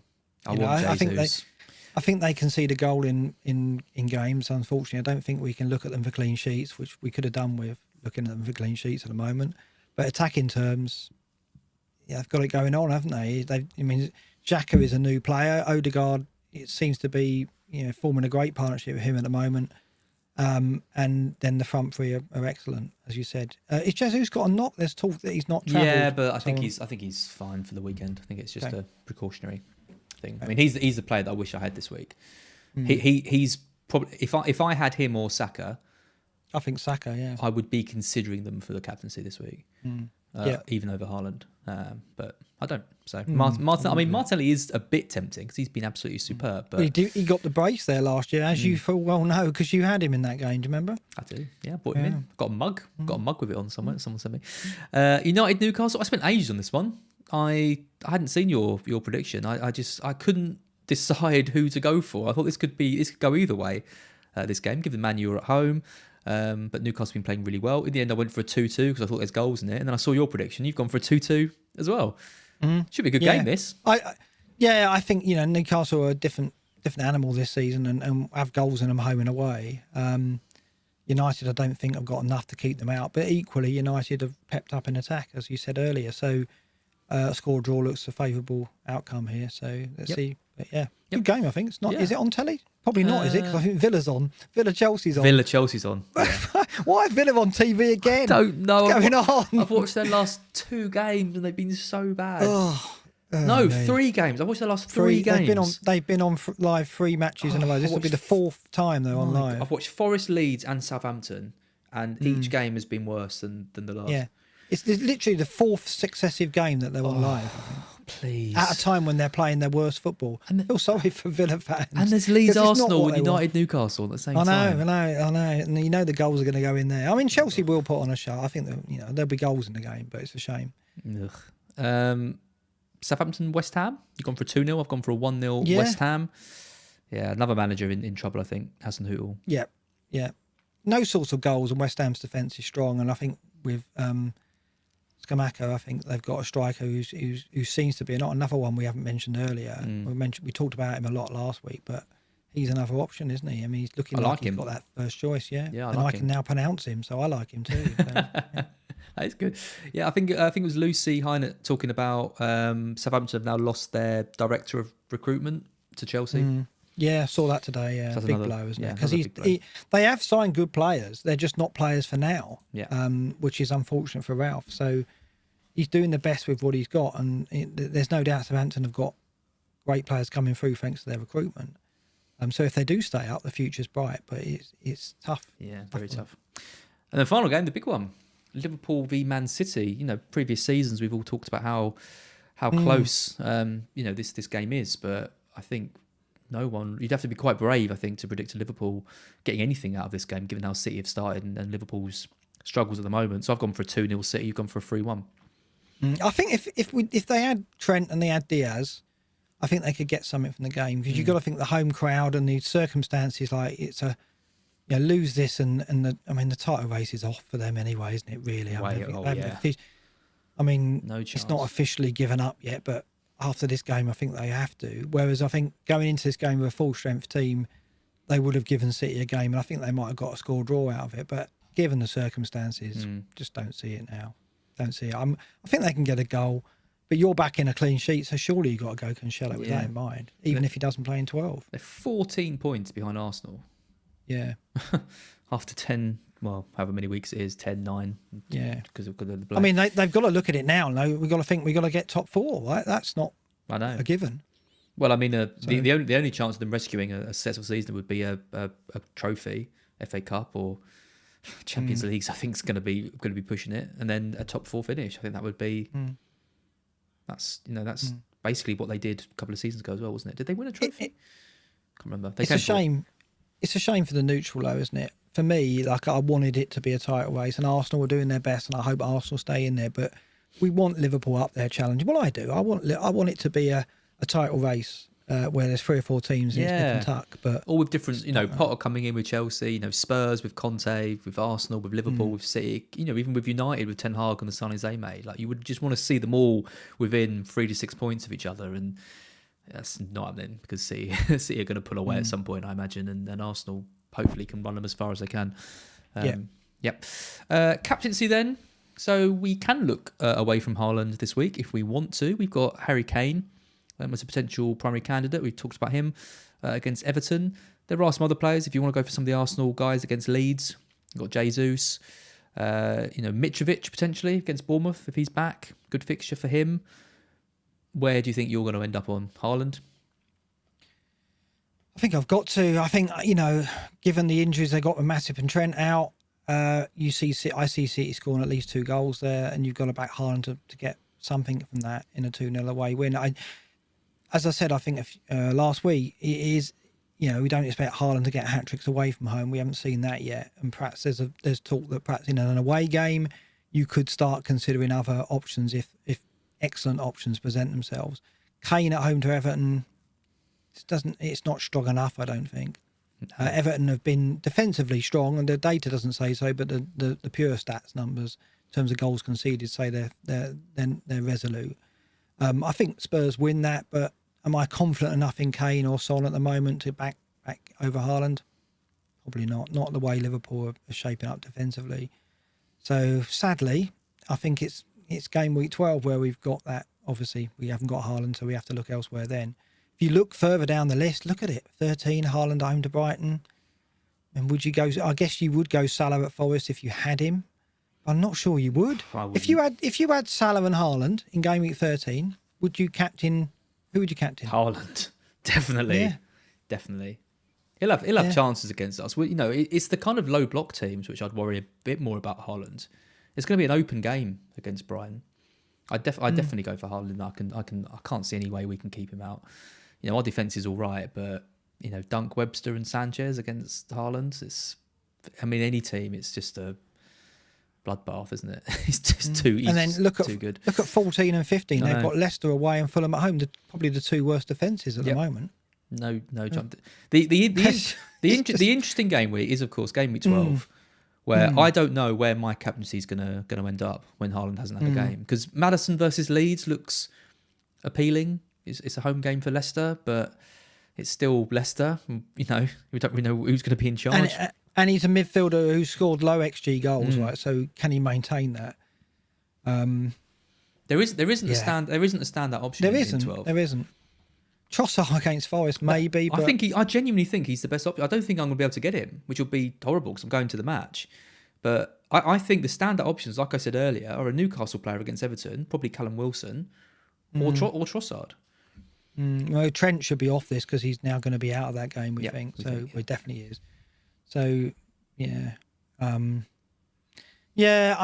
don't know. I don't know if I'm going to... I need to look at Salah a bit more over the next... I'll watch him tonight and I'll watch the game at the weekend and see if I want to move to him. I'll have the option, I think, because I'll go into 12 with 2 transfers, so I can manufacture it, I think, so I can afford Salah. And he has got Forest the week after, so I can see the appeal there. Really, it's that Forest fixture that makes me tempted to go to him, because West Ham is not I don't think that's an easy game, as we've seen from the data. So, but the options elsewhere don't jump out at me. I'm not going to captain Trossard against my team, am I? And Maddison, I won't. I don't think I'll have Maddison. Mitrovic at home to Villa, maybe that could be an option. But yeah, I think it looks like it's going to be a relatively low scoring week, especially because it's midweek as well. And you might have some tired teams, which is a shame, isn't it? Yeah. One thing you'll be hoping for in game week 11 will be a Maddison yellow card because he's on 4 bookings. Right. If he gets another booking, he's out of 12. That'll be bloody perfect, wouldn't it, for people with Trent, James, and Maddison like me? If bloody Maddison gets a yellow card. Oh wow, yeah, that could be a thing, isn't it? Yeah. It's a very real chance. Zaha will be on the pitch. Eze's on the pitch. Tricky players that he could go in late on, and then he's got to watch himself. Yeah. Jesus as well is on 4 yellows. Yeah, but obviously he hasn't got the game in 12. But if he gets booked in 11, he'll miss the 13 match. Southampton away. Yeah. Yep. Looking at some data for the captains this week. It's Palace, the weakest team in terms of big chances conceded per 90, and their expected goal involvement, non-penalty conceded per 90. But we're not going to go for Leicester players, I don't think, against Palace. It's, Liverpool, Man City, they are the kind of the strongest teams defensively, but those games tend to have goals in them. And then Everton, if you are looking at a Kane or a Son or someone to be a bit different, they have conceded the most chances per 90, 16.88. But it's not enough for me. It's not enough for me to go for Kane. Like exactly what you said. This is going to be the conversation every week on this screen. Is there enough here to make us consider anyone other than Haaland?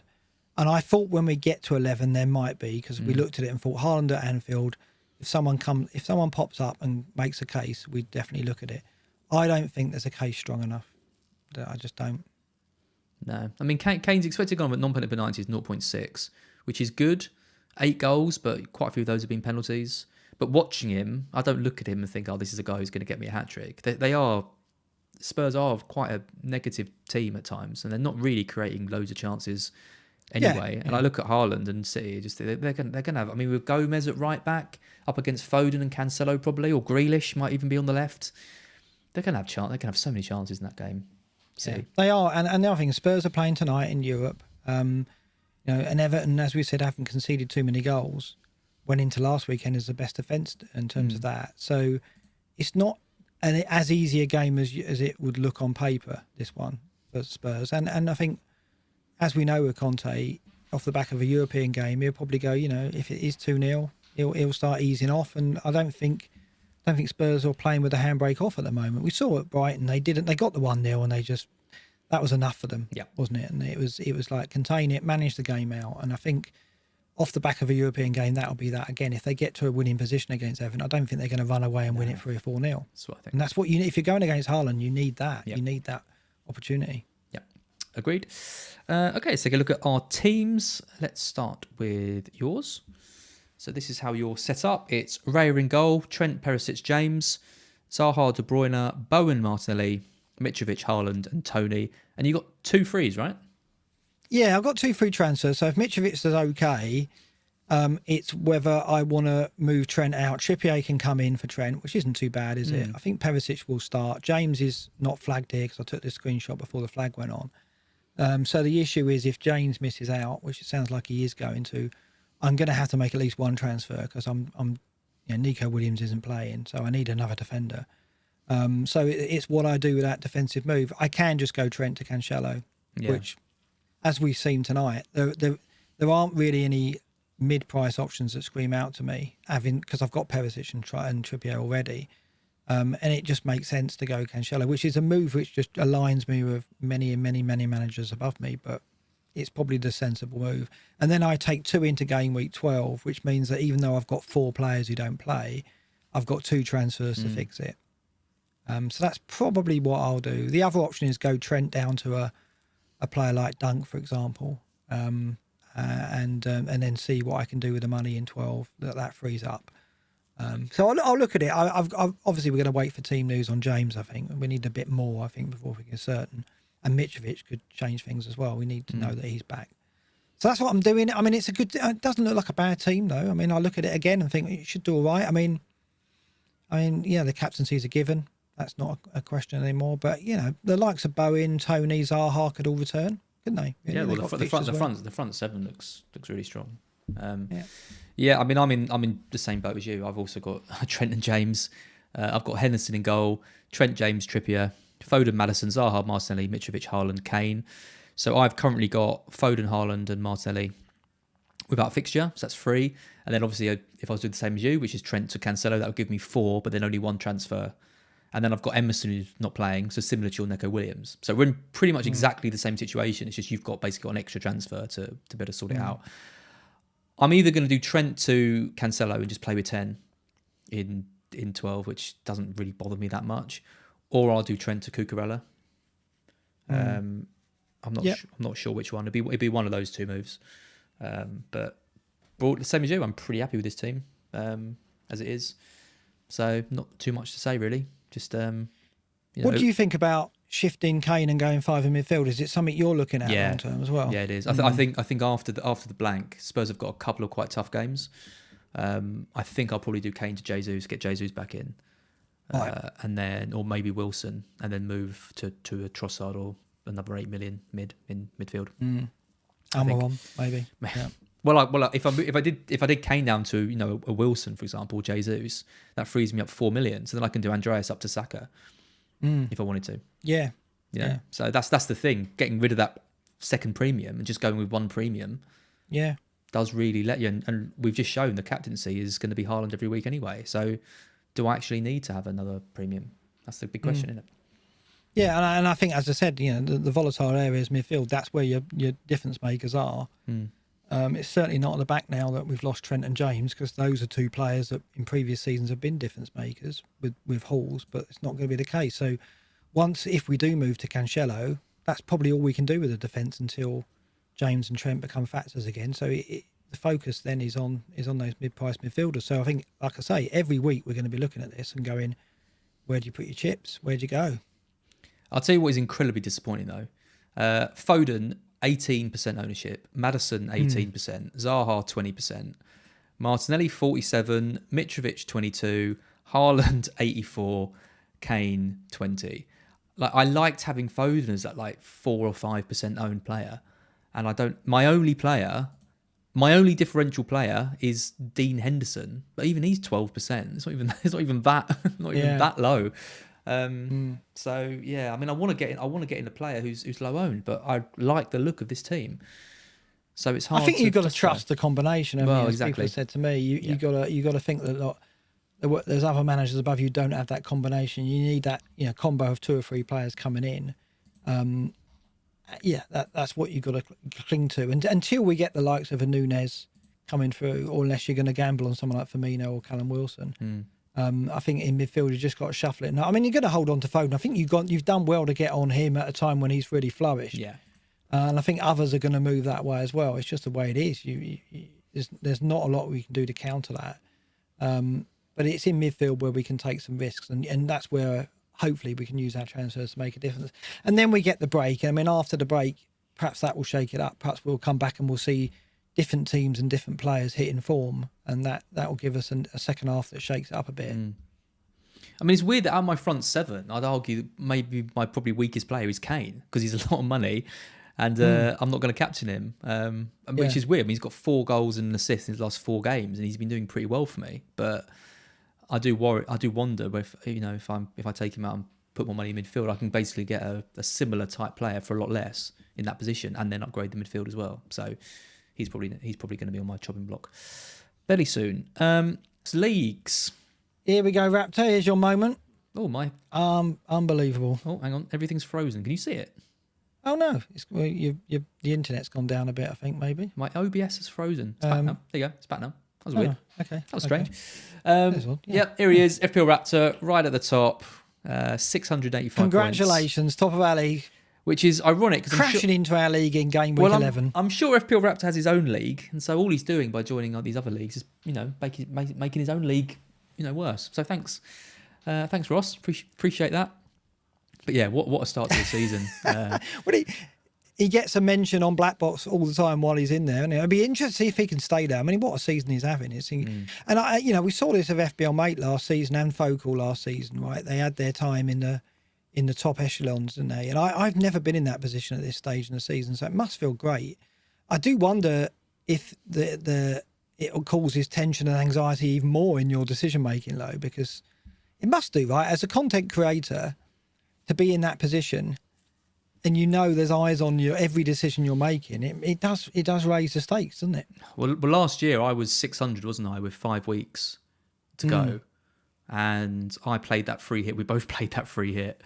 And then that cost us, I worked out that cost me about 80 points, that free hit in that week, because it was 20 points off my actual old team score in the week I played it, which is an unbelievably bad return for a free hit anyway.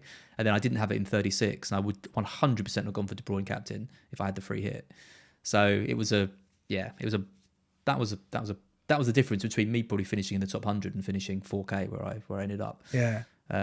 So yeah, it is difficult. Like you do want to try and push when you're in that position. Like I guess you go one of two ways. You either try and consolidate and play really safe, which maybe Ross will do, or you think this is my one chance to go for that number one position. And I'm going to really push for it. But given that we're only 10 game weeks in, you don't need to do that. So no, I would just suggest the thing is, if there's anyone in the community who can deal with the issues that it might cause your mental health or well-being, it's Raptor, right? He's the best equipped of anyone, right? So that's why it's really interesting. Exactly, he can't blame bottling it. No, and it's going to be fascinating because it's almost like he should write another book based on his experience this season, because he's now playing FPL in a completely different perspective, where he's in a position potentially to win it. How does that affect his thinking? He's obviously got to look at. I'm sure he is looking at that. He obviously considers his own thinking a lot. So it's a really fascinating scenario. There you go, Ross. I've just said you can do it. No pressure. Sure, he won't turn us down on that one. So good luck to him, and it'll be great to track him in this section every week. We'll see if he can stay top and push on to the top 100 next, which will be very exciting. Yeah. Absolutely. Shout out to some other members of this league. Othman Razgoui's 1 point behind Ross, 684. Simon Farr, 683. Stuart Brandt, 682. Aditya Shetty, 681. There's not much in it between these guys. David Hurley in 6th. He's only 5 points behind Raptor. Richard Kraft, 679. Literally so close between these guys. Tom Ford, Sveinung Arnson, and Bryce Leor. Yeah. Sorry. Apologies for the pronunciation. Brilliant seasons. Doing the Blackbox League and reading out their points just gets harder and harder every week. It really does. I mean, 6. So Raptor's got 685. You've got 480. So he's 205 points ahead of you. Jeez, my word. It's quite a lot. My word. That is a lot. Yeah.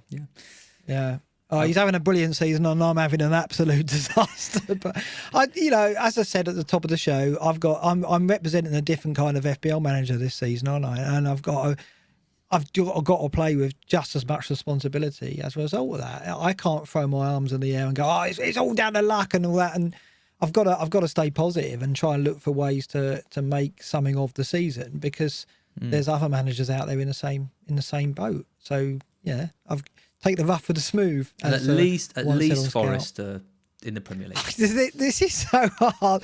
That's the hardest thing, right? It's the experiment, as I call it now, where Forest in my head as well as FPL.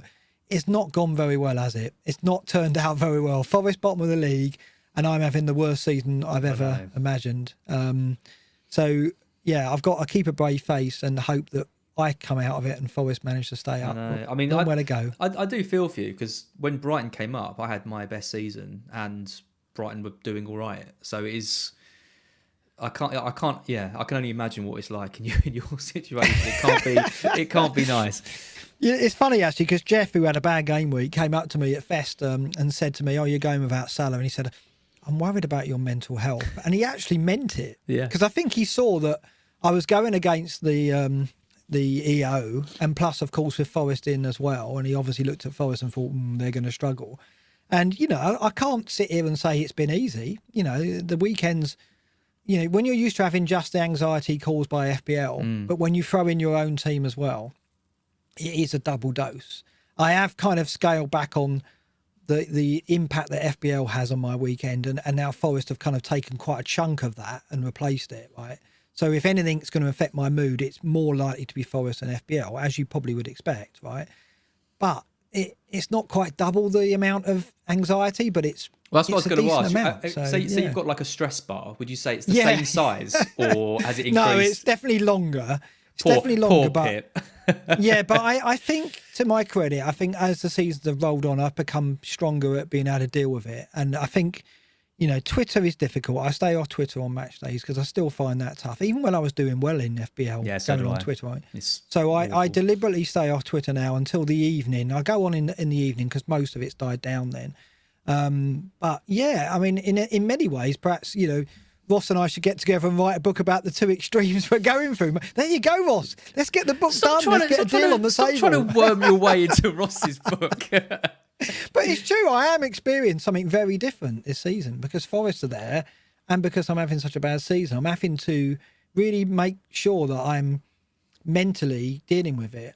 okay, because I don't want my family to suffer as a result of FPL or Forest, but it is a thing, and I think I'm doing all right. I think I'm staying positive enough where it's not affecting me too much. Yeah, good. I'm trying to think of a title. Until I come on here with you. I'm trying to think of a title, something like The Demise of the Godfather. Well, I don't know. Me and Ross will get together and we'll talk about it, and it won't be that. No, it won't be that. No. There's something in it, Ross. Get in touch. Drop me a DM. So selling out. It's so pathetic. Excellent. That is it. That is us done. Thank you all for watching. Do give us a like if you haven't already. Do make sure you're subscribed to the channel as well. We'd appreciate it. And thank you for all your votes in the FCAs. Oh, yeah. We've got that coming up. Yep. The voting is closed on that now. You're not coming, are you, now? I can't get a day off work. I've run out of holiday because I'm spending too much time going to festivals and gigs. So, living life and like Forest, basically. You talk about garden centres. You spend more time at bloody festivals than I do, and things. This is the key to keeping your mental health, is having other things, right? And it's one of the things you've got to have, right? And so I'm lucky in that I've got interests outside of FPL and Forest. You're going to gigs and festivals. I'm booked in for a bloody hernia operation next week. Who's the old man? Oh dear, that's terrible. Brilliant stuff. Love it. Cool. Excellent. Thanks, everyone. We will be back. We won't be back next week because next week is midweek games. So the next Black Box will be in 2 weeks. Will Mark still be in the top 5 million? I don't know. Slipped to new lows. Nah, you'll be. I reckon by the time we next do a Black Box, you'll have halved your rank. Oh, no chance. Yep. I'll tell you what, I'll settle if I'm outside, if I'm 4 million and something, I'll be absolutely delighted. Okay. Can't believe I've just said that. someone soundbite that from totally surreal. It's a good night for me. Good night, everyone.